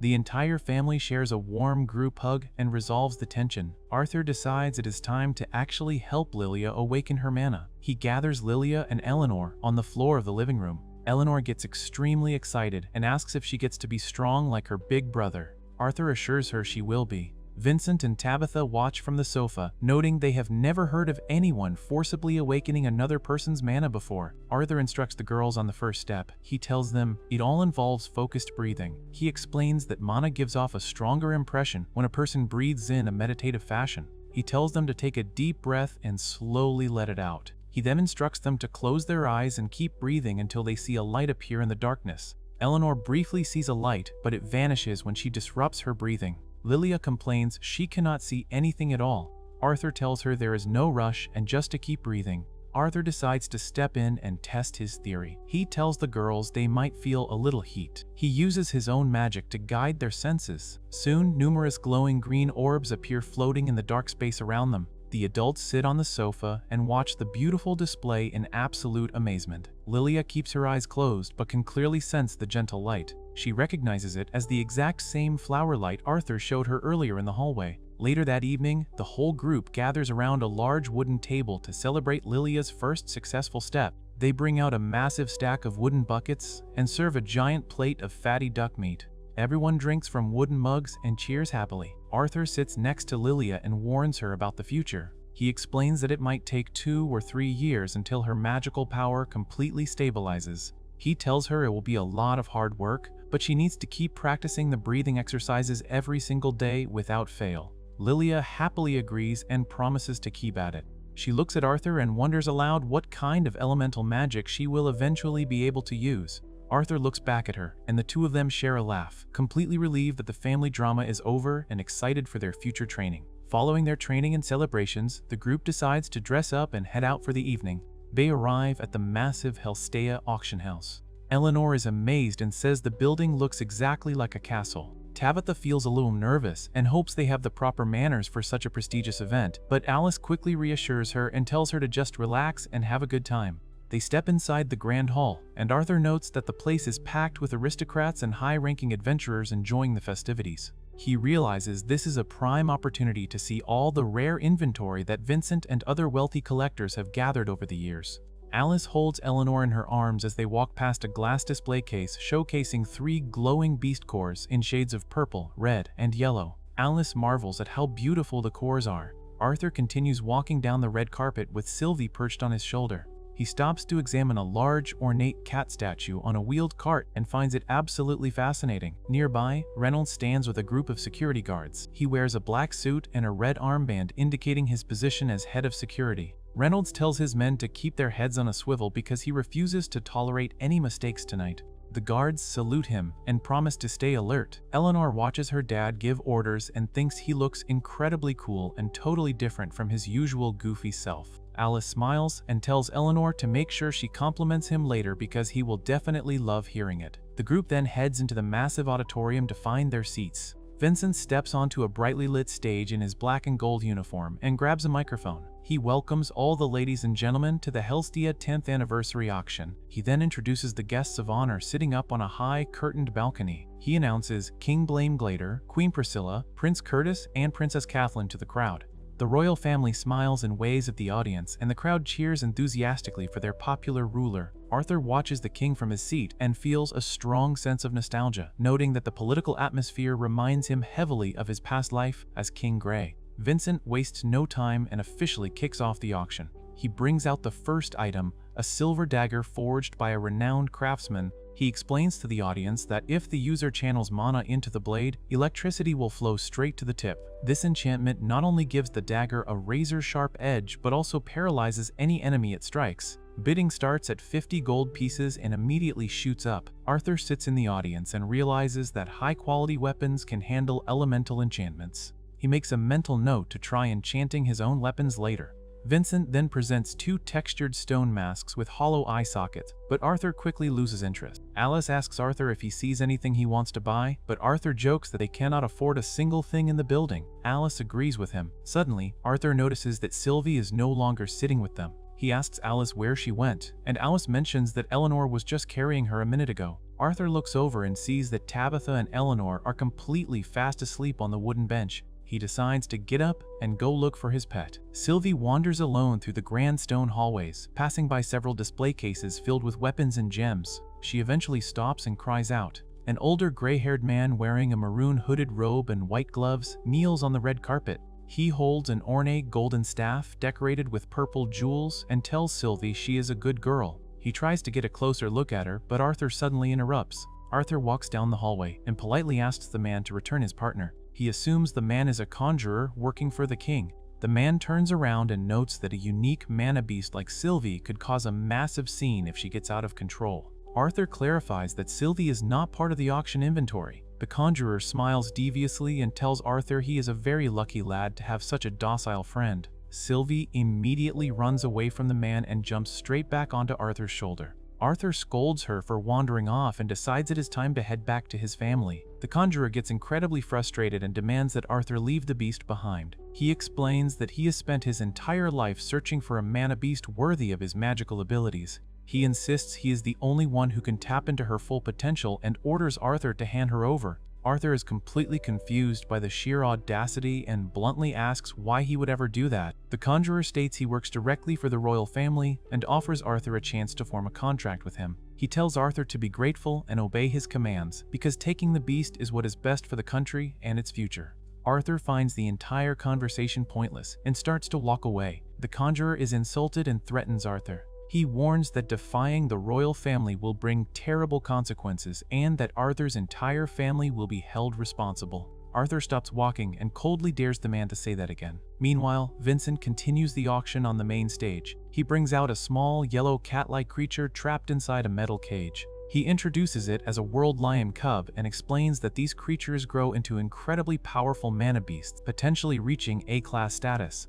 Prince Curtis watches from the royal balcony and tells his father he really wants the cub. King Blaine immediately shouts out a bid of 1,000 gold coins. The massive bid instantly shuts down the entire room. Vincent congratulates the king on his purchase, noting that no one could possibly outbid the ruler of the country. Vincent asks what the king intends to do with his new pet. Blaine explains that while having a beast partner is intriguing, he bought it specifically for Curtis to raise.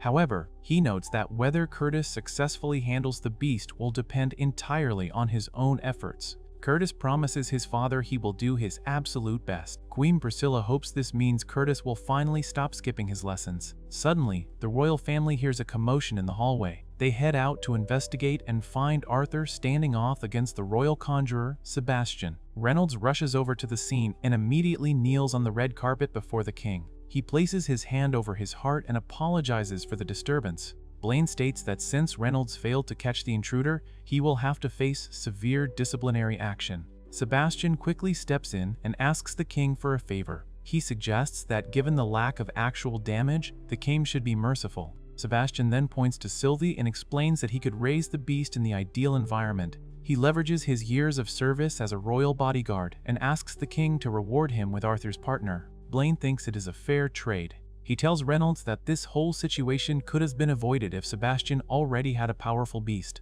He asks Reynolds to hand the creature over. Reynolds stays on his knees and apologizes to the king again. He explains that he played absolutely no role in Arthur adopting the beast, so he has no authority to take her away. Blaine is shocked by the response and demands an answer directly from Arthur. A royal knight completely loses his temper and scolds Arthur for not looking his betters in the eye. Arthur ignores the guard, keeps his head down, and calmly tells the king he is grateful for the offer but simply cannot agree to it. He states he could never find a replacement for Sylvie. The king is furious at the rejection. He tries to negotiate and offers to trade the newly purchased world lion cub for Sylvie. Blaine argues that Arthur's reptilian beast will take way too long to mature and will never be as strong as a predator anyway. Arthur apologizes for not being clear enough and firmly states he has absolutely no intention of relinquishing or selling Sylvie. Blaine completely loses his mind. He cannot believe a commoner just denied his request twice. Alice looks terrified, but Arthur stands his ground. Blaine asks one final time if Arthur will hand over the beast. Arthur looks right at the king and asks him a simple question in exchange. He asks Blaine how much money it would take for him to relinquish his own children. The king is stunned by the sheer disrespect. Arthur points out that he declined the offer 3 times, but the king's massive pride is clearly preventing him from accepting the answer. Blaine decides he has heard enough. He orders his silver-armored knights to execute Arthur. 2 knights charge forward with a spear and a sword, aiming to kill. Arthur does not hesitate. In a brilliant flash of yellow energy, Arthur strikes the knights down instantly, leaving them unconscious on the decorated floor. Sebastian panics and calls the knights fools for failing to kill a child. Desperate to get the beast at any cost, Sebastian unleashes a massive stream of fire from his golden staff directly at Arthur. Alice and Reynolds watch in absolute horror. However, the flames dissipate completely around Arthur. Arthur's right eye starts glowing with intense blue energy, and yellow markings appear on his face. He unleashes an overwhelming wave of bloodlust and gravity magic. The sheer pressure shatters the massive arched windows and bathes the hallway in a dark red light. The immense force drops everyone to the floor. King Blaine, Queen Priscilla, and the guards are completely paralyzed by fear. Sebastian collapses on the floor and cowers in terror. He screams for the guards to save him and claims his leg is broken. Arthur slowly walks over to the pathetic conjurer and points out that the guards cannot hear him because they are terrified too. Arthur tells Sebastian to pay very close attention while he is still conscious. Sebastian begs for mercy and tries to use his status to save himself, but Arthur cuts him off and tells him to seriously consider the position he is in. The overwhelming power creates a massive glowing face behind Arthur, terrifying the conjurer even more. Suddenly, the strain becomes too much for Arthur's young body. He collapses face first onto the ornate floor and completely passes out. Alice immediately rushes to his side, screaming his name. Arthur wakes up much later in his own bed, staring up at the ceiling. He holds his pounding head and admits he went completely overboard. He realizes he successfully stepped outside the flow of time temporarily, but the physical cost of using that power was massive. He sits on the edge of his bed and acknowledges he needs to train much harder. Alice walks into the room carrying a wooden bucket and is overjoyed to see him awake. She explains that everyone was in a massive panic and she had to use her emitter magic to heal him. She jokes that he woke up far too late for her liking. To help Arthur get a change of pace, Alice takes him out shopping in the bustling city square. The streets are filled with people and colorful market stalls decorated with red bunting. They stop at an accessory stand and Arthur decides to buy a pink heart-shaped clip for Eleanor. Alice tells him to buy something for himself, but Arthur worries about the cost, especially since he assumes Reynolds just lost his security job over the auction incident. Alice laughs and reveals she actually has her own source of income now. She explains that Tabitha helped her make connections, and her custom products are now incredibly popular with the nobles. They buy several things and head back to the mansion with their hands full of bags. When they arrive, they find Reynolds standing near a set of large wooden doors holding a finger to his lips to keep them quiet. Inside the room, they meet a man with glasses and a mustache wearing a maroon suit. He is a royal representative sent directly by King Blame. The representative formally apologizes for the incident at the auction house. He places a red bag full of gold coins on the coffee table and explains the king sent it as a show of good faith to make up for the trouble. Reynolds is absolutely furious. He points out that the royal guards actively tried to murder his son, but the king simply fired them and let them go free. The representative quickly reminds Reynolds that Arthur technically defied the king first. He also mentions that the king was highly critical of Reynolds' massive security failure that night. Arthur tells his dad to just drop it since he is not hurt. Arthur then asks what happened to Sebastian. The representative explains that Sebastian was permanently relieved of his position and sent away for medical treatment. He mentions that Sebastian woke up claiming Arthur broke his leg, but the royal investigators concluded that the knight's reflected mana simply disrupted Sebastian's fire spell and caused a backfire. The representative then looks directly at Arthur and warns him to learn some manners because not everyone in the world is as forgiving as the king. Arthur ignores the threat, accepts the apology, and takes the bag of gold. Reynolds sighs and admits the money will come in handy. He also praises Arthur for unleashing such a hell of an attack. That night, Arthur sits alone in his dark bedroom. He feels incredibly dejected and admits the entire ordeal was a painful reminder that he is still just a vulnerable child in this world. He realizes that if he wants to defy the power of entire nations and protect his family, he needs to acquire a comparable level of strength. The next day, Arthur decides to take action and visits the Xyrus Magic Academy. He walks through the massive sunlit courtyard and watches the students in their green and white uniforms hanging out with their large magical beasts. Arthur stands near a stone staircase and spots a unique green-horned owl perched on a ledge. The owl suddenly takes flight, and Arthur decides to follow it. With Sylvie on his shoulder, Arthur runs down a dirt path deep into the lush green forest surrounding the academy. He tracks the bird through the trees until he reaches a quiet clearing.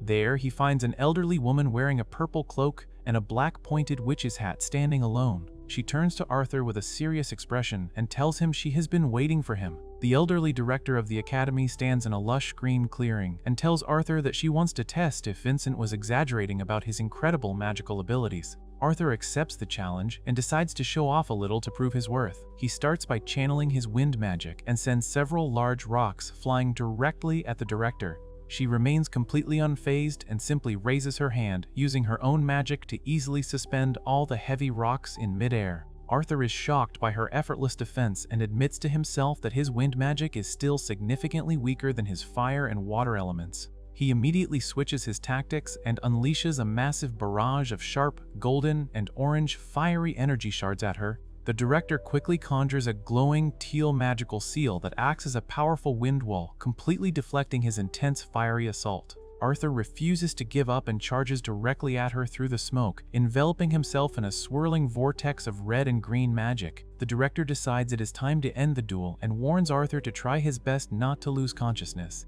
She extends her arms and channels an overwhelming amount of teal magical energy, creating a massive rippling shockwave that surges across the entire clearing. The intense wave crashes into Arthur, and he immediately collapses to the grassy ground, clutching his head in absolute agony. He realizes she is using the incredibly rare sound element, making her a highly unique and dangerous sorcerer. Despite the immense pain, Arthur manages to stay conscious and slowly pushes himself up from the dirt. The director is thoroughly impressed by his endurance and combat skills, declaring that he has officially passed her test. She notes the state of his wind magic and offers to teach him personally, while also mentioning that she knows he can use the earth element as well. Arthur realizes she is extremely observant, so he openly admits that he can also use water magic. The director senses he has an ulterior motive and asks what he really wants from her. Arthur bluntly states that he needs her political influence and immense authority to protect his family from any future threats.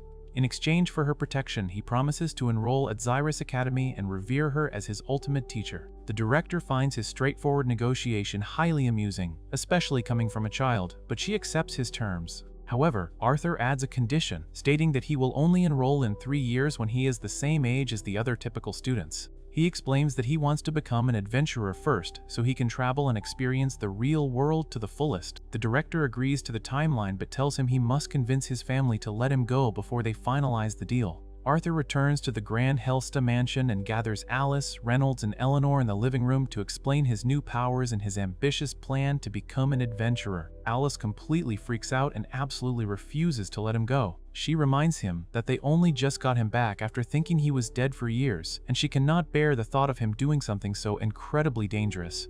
Arthur tries to reassure her by promising to visit home every few months, but Alice remains terrified for his safety.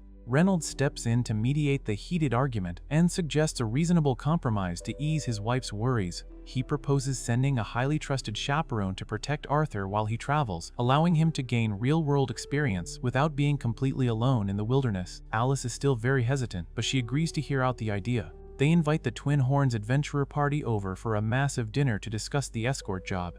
As they sit around the large wooden table eating meat and drinking, Reynolds asks if any of them are willing to take on the responsibility of watching over Arthur. Adam immediately rejects the offer, flatly stating that babysitting a kid is not his thing at all. He also jokes that Arthur is so unpleasant that he would probably end up assassinating Adam in his sleep just for annoying him. Arthur smirks and admits that Adam is rude enough to actually deserve it. Durden mentions that his large-scale area of effect spells make him poorly suited for protecting a single person on a journey, and Helen agrees that bodyguard duty is not her strong suit either. Unexpectedly, Jasmine raises her hand and volunteers for the job. Everyone at the table is completely surprised because Jasmine is infamous for preferring to work entirely alone. Jasmine simply states that she is willing to do it for Arthur's sake. Reynolds realizes this is actually the perfect outcome. He points out that Jasmine recently reached the light orange mana core stage and specializes in wind magic, making her the absolute best choice for a combat escort. Arthur and Jasmine share a warm smile, and Arthur thanks her for agreeing to help him. Sometime later, Lilia is practicing her magic in the mansion and successfully manages to meditate and gather mana entirely on her own without Arthur needing to guide her. Arthur watches her progress and notes that his little sister Eleanor will likely awaken her own magic in a few years, provided she has the patience to keep practicing. He turns to Reynolds and asks if he can visit the auction house to pick out a proper sword for his upcoming Adventurer Guild entrance exam. Reynolds happily agrees and takes Arthur to the massive Hellstay auction storage room. Vincent joins them as Arthur browses the endless racks of steel swords and polearms. Arthur finds the selection incredibly disappointing because the vast majority of the weapons are massive two-handed blades designed for fully grown soldiers. He struggles to find anything lightweight and balanced enough for his small, 9-year-old body. Sylvie hops around the crates and points Arthur toward a long, plain black staff resting near a heavy cannon. Arthur picks it up and instantly notices that the weight distribution feels completely wrong for a standard blunt staff, feeling much more like a bladed weapon. He decides to test a theory and tightly grips the black staff while channeling a surge of his bright yellow and fiery magical energy into it. The staff instantly reacts to his mana, and Arthur pulls the handle, revealing a stunning, glowing cyan energy blade hidden inside the black scabbard. Arthur is absolutely amazed by the beautiful sword, though he notes it still feels a little bit too heavy for him to swing perfectly. He decides to test its cutting power anyway and swings the glowing blade downward in a swift arc, effortlessly slicing a massive solid wooden barrel completely in half. As he inspects the weapon, he notices a specific set of glowing blue runes inscribed on the blade that reads Dawn's Ballad W. K. IV. Suddenly, the sword slips from his grasp and falls to the patterned floor. When Arthur picks it back up, he is shocked to discover that the sword's weight and handle length have magically adjusted to fit his small hands perfectly. He realizes this is an incredibly rare and priceless artifact, as a weapon that physically alters itself to suit its wielder is completely unheard of even in his past life as King Gray. Just as he marvels at his perfect new weapon, Reynolds, Vincent, and another worker walk into the aisle to check on him. Arthur quickly hides the glowing blade back inside the scabbard and presents the plain black staff to the group. He tells them he found it on the floor and wants to use it for practice because it feels very sturdy. The worker explains that a crazy old man dumped the item at the auction house while yelling that no one in the world was fit to use it. Vincent adds that multiple professional appraisers checked the item and concluded it was just a completely worthless, heavy stick, so they just tossed it in storage to gather dust. Arthur puts on an innocent face and asks if he can keep it, making sure to call Vincent his uncle to sweeten the request. Vincent is completely won over by the endearing title and happily gives Arthur the staff for free. Over the next few months, Arthur spends his days enjoying a peaceful life with his family and the Helstius, while intensely preparing for his journey by making checklists and sparring in the courtyard. When Arthur finally turns 9 years old, the families throw a massive outdoor birthday party in the sunny garden to celebrate. They set up huge round tables on the green grass and cover them with an absolute feast of roasted meat skewers, fresh bread, giant bowls of food, and an enormous mountain of potatoes. Adam teases Arthur by holding a piece of meat just out of his reach, while Eleanor happily feeds Sylvie scraps from the table. Alice and Tabitha eventually bring out a massive strawberry cake and a large flan for dessert, and everyone spends the afternoon eating, drinking, and laughing together under the clear blue sky. After the sun sets, the group moves inside to the cozy living room to open presents. Alice and Reynolds go first, presenting Arthur with an intricate black gauntlet featuring silver plating and 3 bright green gemstones. Alice explains that she personally enchanted the gems with her emitter magic so they can heal Arthur if he gets injured on the road. Arthur hugs his mother and thanks her for the incredibly thoughtful and practical gift. Next, Vincent pulls out a small black jewelry box containing a pair of beautiful gold rings, one of which features a small red gemstone. Vincent jokingly asks Arthur to marry him, causing everyone in the room to groan at the terrible joke. Vincent laughs and hands the plain gold ring to Arthur, then gives the ring with the red gem to Alice. He explains that the rings are magically linked, and if Arthur's mana ever drops to a dangerously low level during a fight, Alice's ring will instantly light up to alert her. Adam steps up next and hands Arthur a highly intricate magical scroll, complaining loudly about how much money it cost him to buy. Angela immediately kicks Adam from behind for complaining about the price of a gift. Adam groans in pain and explains that the expensive scroll is a communication device. He tells Arthur that he can infuse his mana into the scroll to record a voice message, and when Alice receives it, the magic will allow her to send one voice reply back. Arthur is deeply moved by everyone's generosity and realizes how incredibly lucky he is to be surrounded by people who genuinely care about him. He thanks his entire family, the Helstius, and the Twin Horns for the amazing presents and promises to work as hard as possible to stay safe so they never have to worry about him. Alice hugs him tightly and tells him she does not care if he becomes famous or rich, she just wants him to come back alive. That night, Arthur returns to his bedroom and carefully packs all his new gear into his green travel backpack, including his sword, the communication scroll, and a plain white mask. He looks at a framed portrait of himself on his desk and makes a silent vow to become significantly stronger than he ever was in his past life so he can protect the people he loves from any threat. Fully geared up, he walks down the grand marble staircase into the main hall where his family is waiting to see him off. Reynolds tells Arthur that he looks exactly like an S-rank adventurer, but he sternly warns his son not to get cocky and to make sure he relies on Jasmine when things get dangerous. Arthur promises he will be fine. Alice gives him one final tight hug and reminds him to keep his gold ring on at all times. Arthur bids them farewell, places Sylvie into a small pocket on his backpack, and walks out the large wooden doors of the mansion. He steps out into the cool night air and finds Jasmine waiting for him on the stone path in her dark green adventuring outfit. Arthur asks if she is ready, and she gives him a silent nod. As the dark night sky slowly transitions into a vibrant, colorful sunrise over the distant mountains, Arthur and Jasmine begin their long journey into the wilderness. Arthur and Jasmine arrive at the massive Xyrus branch of the Adventurers Guild so Arthur can officially take his rank assessment. Since Arthur is actively trying to hide his identity from the royal family to keep his loved ones safe, he wears a white mask and registers under the fake alias Note. The blonde receptionist leads them out of the grand hall and into a private office to meet Caspian Bladeheart, the chief of the guild branch. Because Jasmine is a highly respected A-class adventurer and she personally recommended Arthur, Caspian completely bypasses the standard written exam and mana core confirmation process for him. Caspian shakes Arthur's hand to formally greet him and instantly senses his immense physical strength through the grip, noting to himself that the boy is incredibly powerful for his age. With the formalities out of the way, Caspian leads them all down the hall to the main exam arena for the practical combat test. On the way there, Arthur notices that Sylvie has changed her physical appearance to look like a small black bat hiding inside his backpack, allowing her to stay completely disguised from the public. They enter a massive coliseum filled with stone pillars and spectators to watch the exams. First, they watch a young girl named Diane Whitehall take her test against a skilled witch examiner.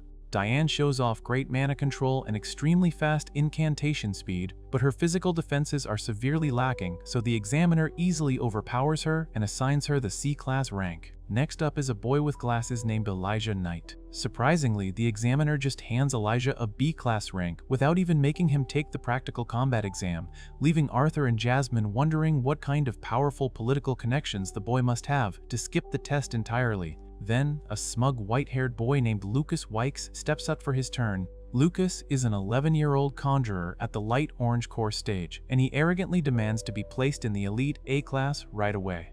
The witch examiner ignores his bad attitude and begins the test. Lucas immediately summons a massive, reckless pillar of fire and launches a giant dragon-shaped blast directly at the examiner. He does not care about holding back at all, and ends up causing a giant explosion that destroys the arena floor and nearly hurts the nearby spectators. Despite his highly destructive display, the examiner easily blocks the blazing attack with a green magic shield. She praises his overall mana capacity, but points out his complete lack of control over his own power. Lucas gets angry and tries to launch a cowardly sneak attack while her guard is supposedly down, but she easily deflects it by summoning a giant stone hand that lifts him helplessly into the air. The examiner formally assigns him the B-class rank. Lucas throws a massive tantrum, screaming that the exam is completely unfair and aggressively threatening to tell his father about the incident, but the examiners completely ignore his whining and move on to the next candidate. Finally, it is Arthur's turn to take the test. The scarred examiner is highly confused because Arthur's file is completely empty, but before he can question the situation, Caspian steps in and announces that he will administer Arthur's exam personally. This shocks the guild staff because Caspian is an elite AA-class adventurer and the chief of Sapin's largest guild, making his direct involvement in a rookie exam totally unheard of. Caspian draws his golden-hilted sword, and Arthur prepares his own blade for combat. The two engage in a high-speed duel,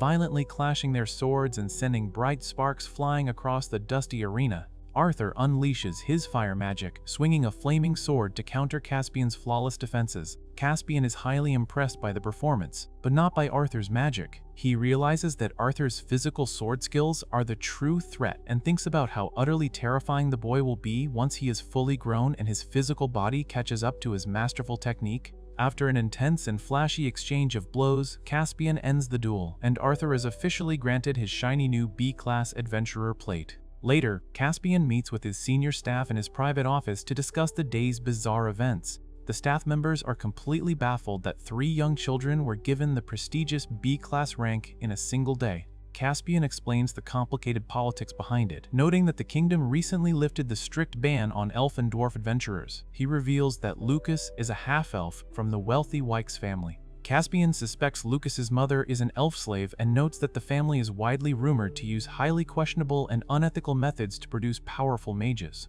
Caspian also theorizes that Elijah is a human who was raised by dwarves, acting as the Darv Kingdom's very first representative to the human world, which explains why a powerful guarantor forced the guild to let him skip the test.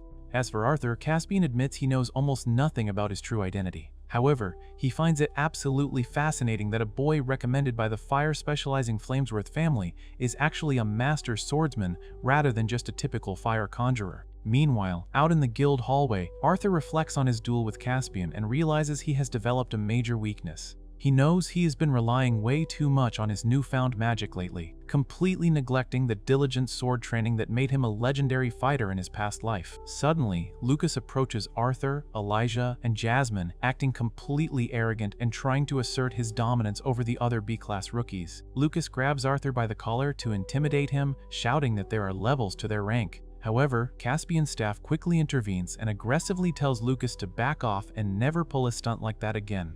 Arthur completely ignores the brat's provocations, and Jasmine suggests they leave the city to head out to a training spot she has in mind. Arthur and Jasmine travel through a glowing blue teleportation portal to a peaceful beast pasture surrounded by rolling green hills and lush forests. Jasmine explains that lower-class adventurers usually come here to train and gather basic materials since the area is thoroughly explored and generally considered safe from high-level threats. They begin running rapidly through the forest to reach their destination, and Arthur is completely caught off guard by Jasmine's incredible movement speed, realizing he severely underestimated her physical agility. Suddenly, a massive plume of gray smoke rises from the dense forest, and a giant, four-tusked, armored boar monster with glowing red eyes violently emerges from the trees.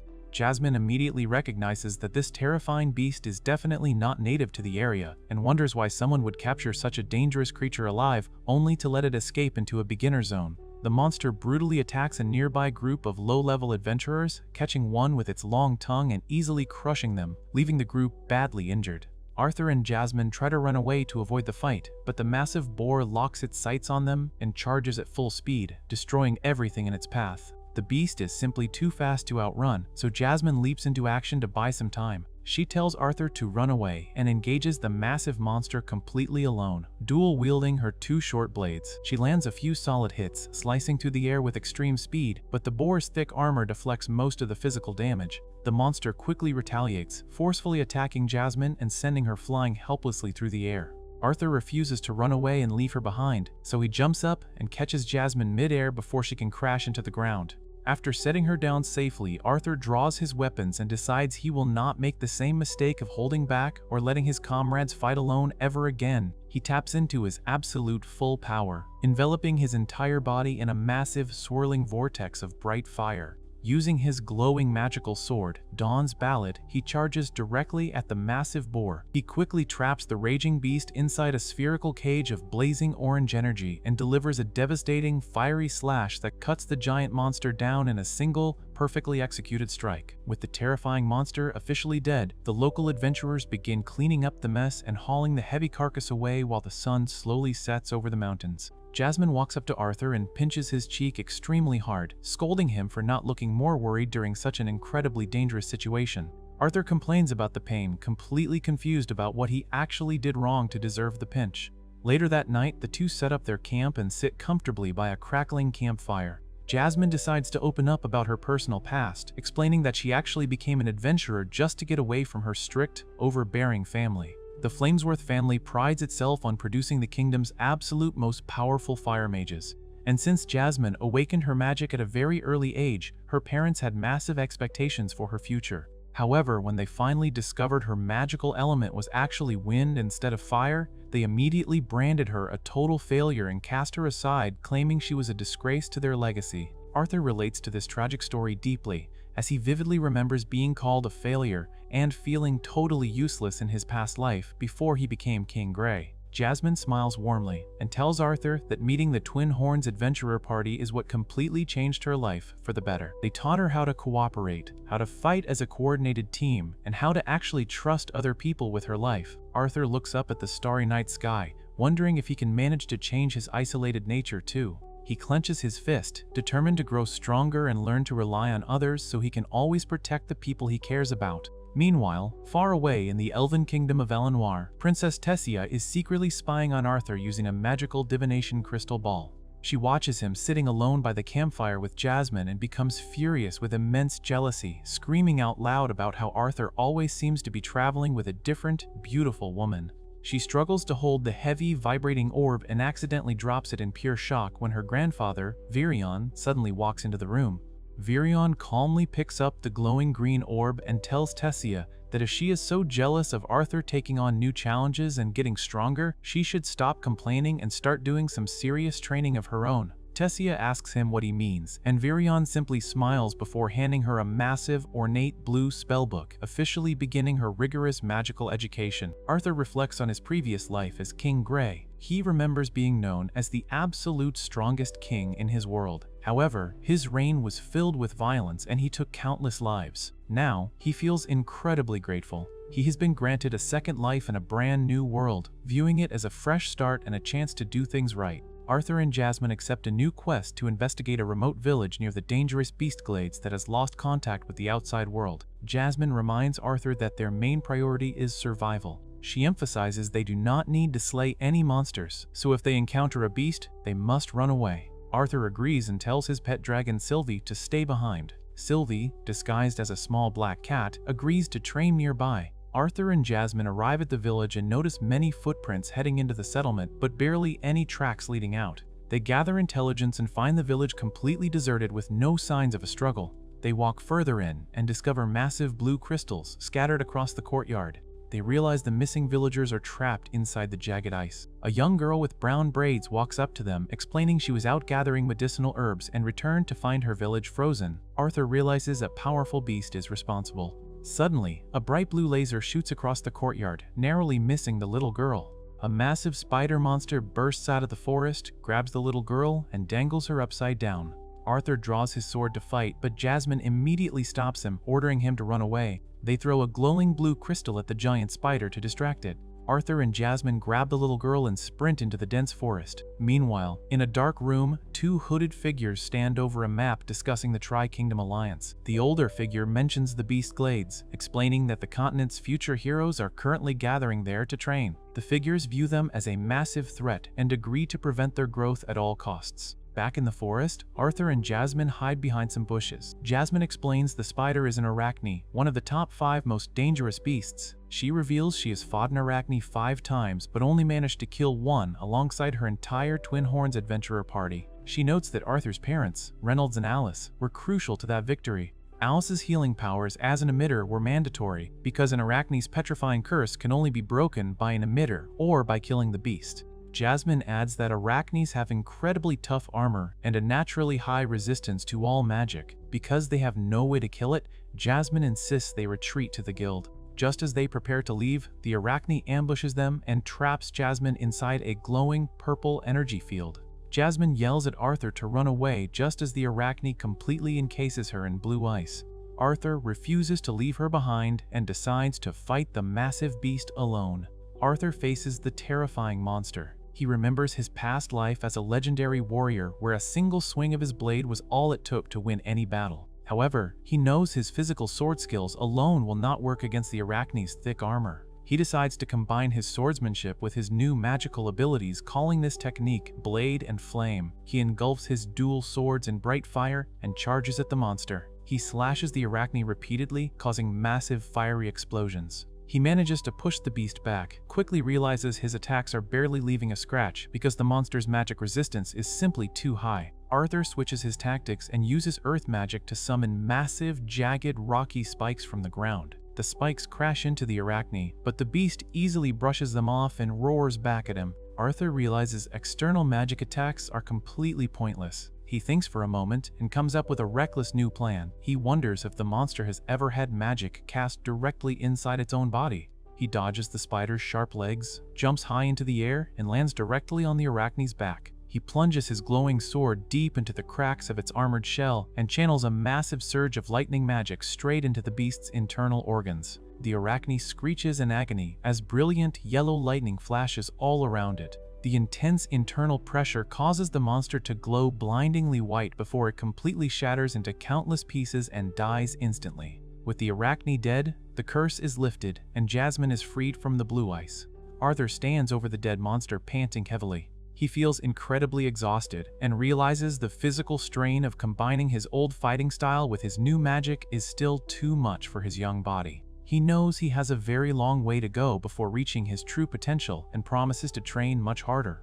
At that moment, Sylvie returns from her training and jumps right onto Arthur's face. She tells him she felt a huge surge of anger coming from him during the fight. Arthur smiles, gently pulls her off, and reassures her that he took care of the problem. Jasmine walks up behind him looking absolutely furious. She points her dagger right at him and scolds him for disobeying her direct orders to run away.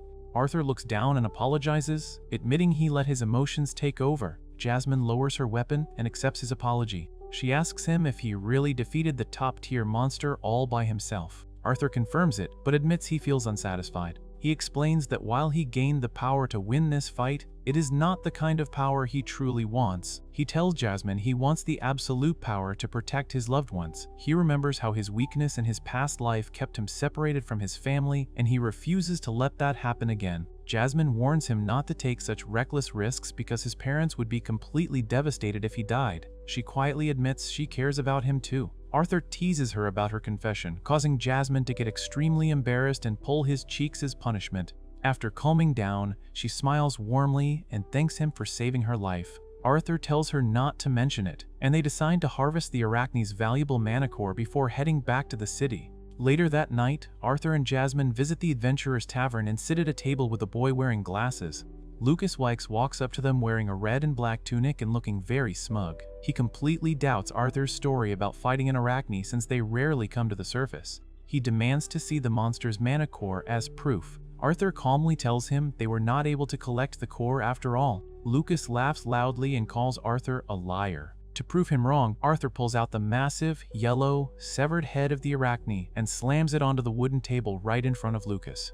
The head is a super rare item called the Cursing Eye of Petrification, and everyone in the tavern stares at it in complete shock. Lucas touches the beast's incredibly hard shell and asks how Arthur managed to cut through it. He realizes Arthur is telling the truth, but Lucas remains incredibly arrogant. He boasts that a monster like that would be absolutely no match for him, sarcastically tells Arthur to call him for help next time, and storms out of the tavern. Jasmine shakes her head at his attitude and tells Arthur it is time for them to go home. Arthur returns to his family's massive estate. His little sister Eleanor runs up to the front doors and gives him a huge hug. His parents, Reynolds and Alice, smile happily at his safe return. Reynolds excitedly asks Arthur to tell them all about his epic adventure. Arthur completely misreads the room and casually mentions that he fought a deadly Arachne. The adults instantly freeze in shock. Arthur proudly explains that he had to focus his magic on a single spot and cast it inside the beast to win. Alice drops her smile and adopts a terrifyingly stern expression. She orders both Arthur and Jasmine to kneel on the floor immediately. They quickly drop to their knees and apologize. Alice yells at Arthur for breaking his promise to avoid dangerous situations. Arthur tries to argue that avoiding danger is impossible for an adventurer, but Alice ignores his excuse and turns her fury toward Jasmine. She scolds Jasmine for letting Arthur fight such a deadly creature. Arthur tries to defend his mentor, but Alice shuts him down, explaining she only allowed Arthur to become an adventurer because Jasmine promised to protect him. Reynolds eventually steps in to defuse the situation.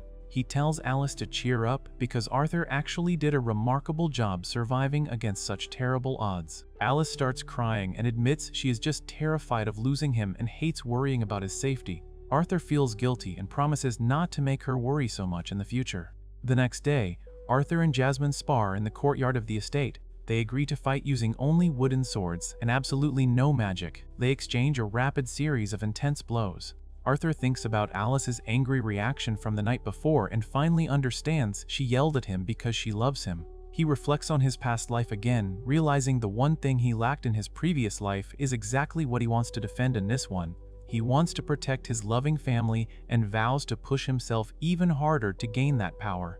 The sparring match concludes, and Arthur thanks Jasmine for the great practice session. He looks up at the clear sky and casually wonders what his elf friend Tessia is doing right now. Meanwhile, far away in the Elven Kingdom, Tessia is enduring a brutal training session. She runs frantically across a jagged mountain cliff while a massive, solid stone boulder rolls rapidly right behind her. She screams in pure terror and complains loudly, completely upset because absolutely no one warned her that her training would be this incredibly difficult and dangerous. While enduring her brutal training, Tessia reflects on her past and the dark history between humans and elves. She remembers being taught that humans are terrifying creatures who steal their wealth and strip elves of their dignity. She fully believed this was true when she was kidnapped by human slavers as a child, right up until the moment Arthur rescued her. Now, Tessia is determined to bridge the gap between the races. Sometime later, Tessia sits in a tavern with her friends Ferrith and Vio, looking over a quest scroll to hunt a wild boar in human territory. Ferrith complains that Tessia's grandfather, King Virion, is treating them like common handymen.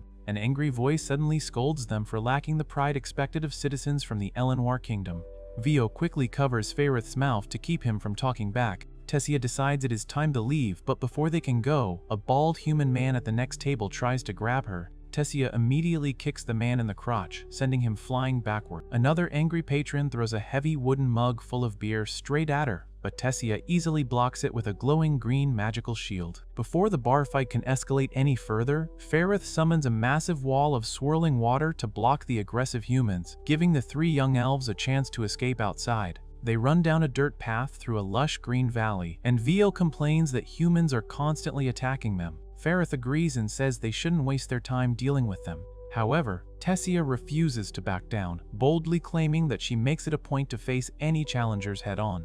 The group later rents a wooden carriage pulled by strange wolf-like creatures and travels deeper into human territory. As Ferrith drives the carriage, he reminds the girls that the relationships between elves, humans, and dwarves are still deeply frayed from a long period of conflict. He explains that while the Three Kingdom Treaty brought an official end to the wars, the treaty only exists between the kingdom's leaders. The hearts of the common people are still steeped in hatred, and until that feeling changes, the treaty is essentially meaningless. Soon after, they are ambushed by a large group of heavily armed anti-elf bandits under the cover of night. The bandits surround their carriage, hoping to capture and sell the elves for a high price. Before the bandits can strike, Veal unleashes a massive wave of turquoise magical energy that sweeps across the grassy field and instantly knocks all the attackers unconscious. As they look at the defeated men, Vio notes that elves still fetch a high price on the black market, making her doubt that everyone will ever get along. Tessia remains optimistic and insists she is not ready to give up yet. The next day, they try to help a local human village, but an older man completely rejects their assistance, angrily telling them to leave because they do not need help from elves. Tessia is surprised and saddened by the harsh rejection, but they continue their journey. Meanwhile, inside a dimly lit tavern, Lucas Wykes sits at a table and brags to his friend Elijah. Lucas mentions that his family, the Wykes, are a powerful force in the Sappan Kingdom, but they are also known for having elven blood in their lineage. A red-haired boy wearing a white mask and a dark hooded jacket, secretly Arthur operating under the alias Note, sits nearby and listens to their conversation. Lucas proudly explains that his family's ultimate goal is to produce the most powerful mages possible. To achieve this, they are entirely willing to welcome elves into their family because elves naturally excel at mana control, even if it causes conflict with the rest of the human race. Lucas holds up his hand, summons a bright orange flame, and vows to use this power to become the absolute greatest mage on the entire continent. Arthur casually tells Lucas that eavesdropping is rude, and then sarcastically wishes him good luck on his goal.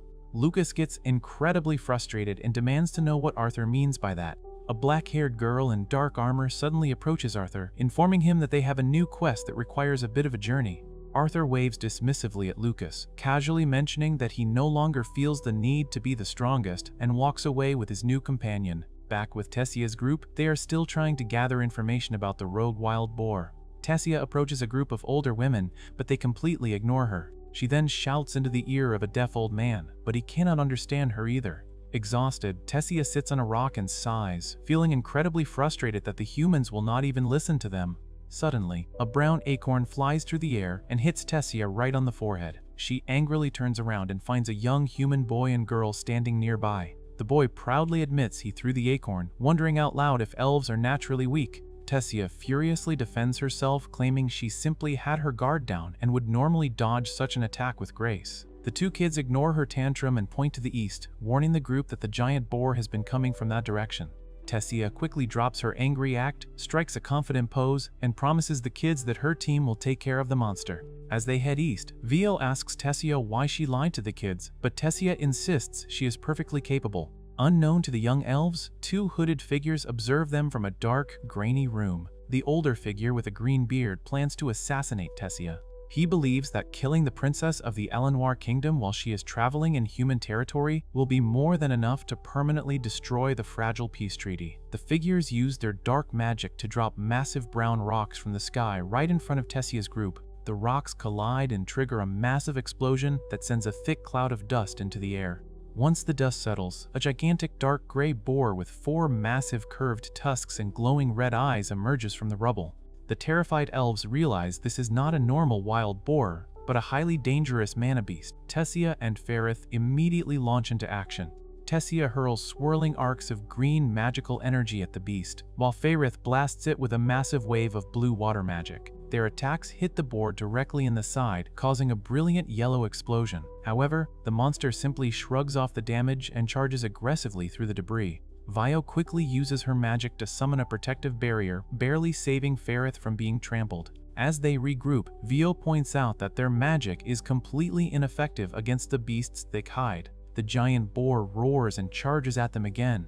The girls run for their lives, but a flying rock strikes Vio in the stomach, sending her sliding down a steep cliff. The boar moves in for the kill, but Ferrith launches another water attack to distract it while Vio uses her magic to float to safety. Ferrith and Vio immediately suggest retreating, knowing they are severely outmatched. Tessia refuses to run away, wanting to prove she is just as brave as Arthur. She comes up with a reckless new plan and orders Ferrith to act as bait. Ferrith runs away in a complete panic, shouting about how much he hates physical labor as the giant boar chases him into a narrow canyon. Once the beast is lured into a deep pit, Tessia unleashes a powerful gravity spell. She summons 3 massive boulders from the sky, sending them crashing down onto the boar and burying it under the rubble. Tessia sighs in relief, believing the monster is finally dead. However, the mammoth creature suddenly leaps high into the air, completely unharmed, and descends straight toward her. Panicking, Tessia thrusts her hands forward and fires a massive, bright green energy blast. The attack misses the boar, but accidentally catches Vio and Ferrith in the crossfire, throwing them backward across the rocky ground. Vio calls Tessia stupid for the reckless attack, and Tessia defensively claims she was just doing what Arthur would have done. She takes a moment to remember all the time she spent training and traveling with Arthur in the forest, finding strength in his memory. The giant boar charges at her one last time. Despite being completely out of mana, Tessia stands her ground. She remembers a special technique Arthur taught her about pure mana control. She closes her eyes, channels golden sparks of raw magic into her fist, and lunges forward. She strikes the giant boar with a blinding white light, causing a massive explosion that instantly kills the terrifying monster. Tessia collapses in exhaustion and accidentally hits her head on Vio's protective barrier. Vio is absolutely shocked that Tessia just used raw mana to strengthen her physical body like an augmenter. Meanwhile, the 2 hooded figures watch the aftermath from their dark room. The older figure admits Tessia is much more talented than he expected and realizes he will need to prepare a significantly more powerful mana beast to kill her next time. Far away, Virion and Cynthia observe the exact same battle through their own crystal ball. Cynthia is impressed by Tessia's growth, and Virion proudly notes that Arthur's brief time with his granddaughter was enough to completely change her for the better. A few days later, Tessia, Vio, and Ferrith relax at a rustic timber-framed inn. Vio and Ferrith casually discuss their travel plans, mentioning they are heading back to the city of Xyrus. Vio adds that it will be really nice to see Arthur again. Tessia freezes in complete shock. She furiously demands to know how they know about Arthur. Vio explains that she and Ferrith went to school in Xyrus with Arthur and have actually been seeing him pretty regularly. Ferrith chimes in, praising Arthur's beautiful mother and cute little sister. Tessia pouts angrily and crosses her arms, incredibly jealous that her friends have been hanging out with Arthur while she hasn't seen him at all since he left the forest. Determined to reunite with him, Tessia leaves the inn and travels straight to Xyrus. She arrives in the massive city and locates Arthur's grand white estate. Overwhelmed with excitement and nervousness, she paces outside the front gates, frantically trying to figure out the perfect way to greet him. She practices saying various playful phrases but cannot decide which one to use. Finally, she throws her hands in the air, gives up on overthinking it, and runs excitedly down the stone-paved path toward his house. Her purple cape billows behind her as she sprints toward the entrance and screams for Arthur to come out. That is the end of the story for now. Subscribe to the channel for more. Thanks for watching, and see you in the next video.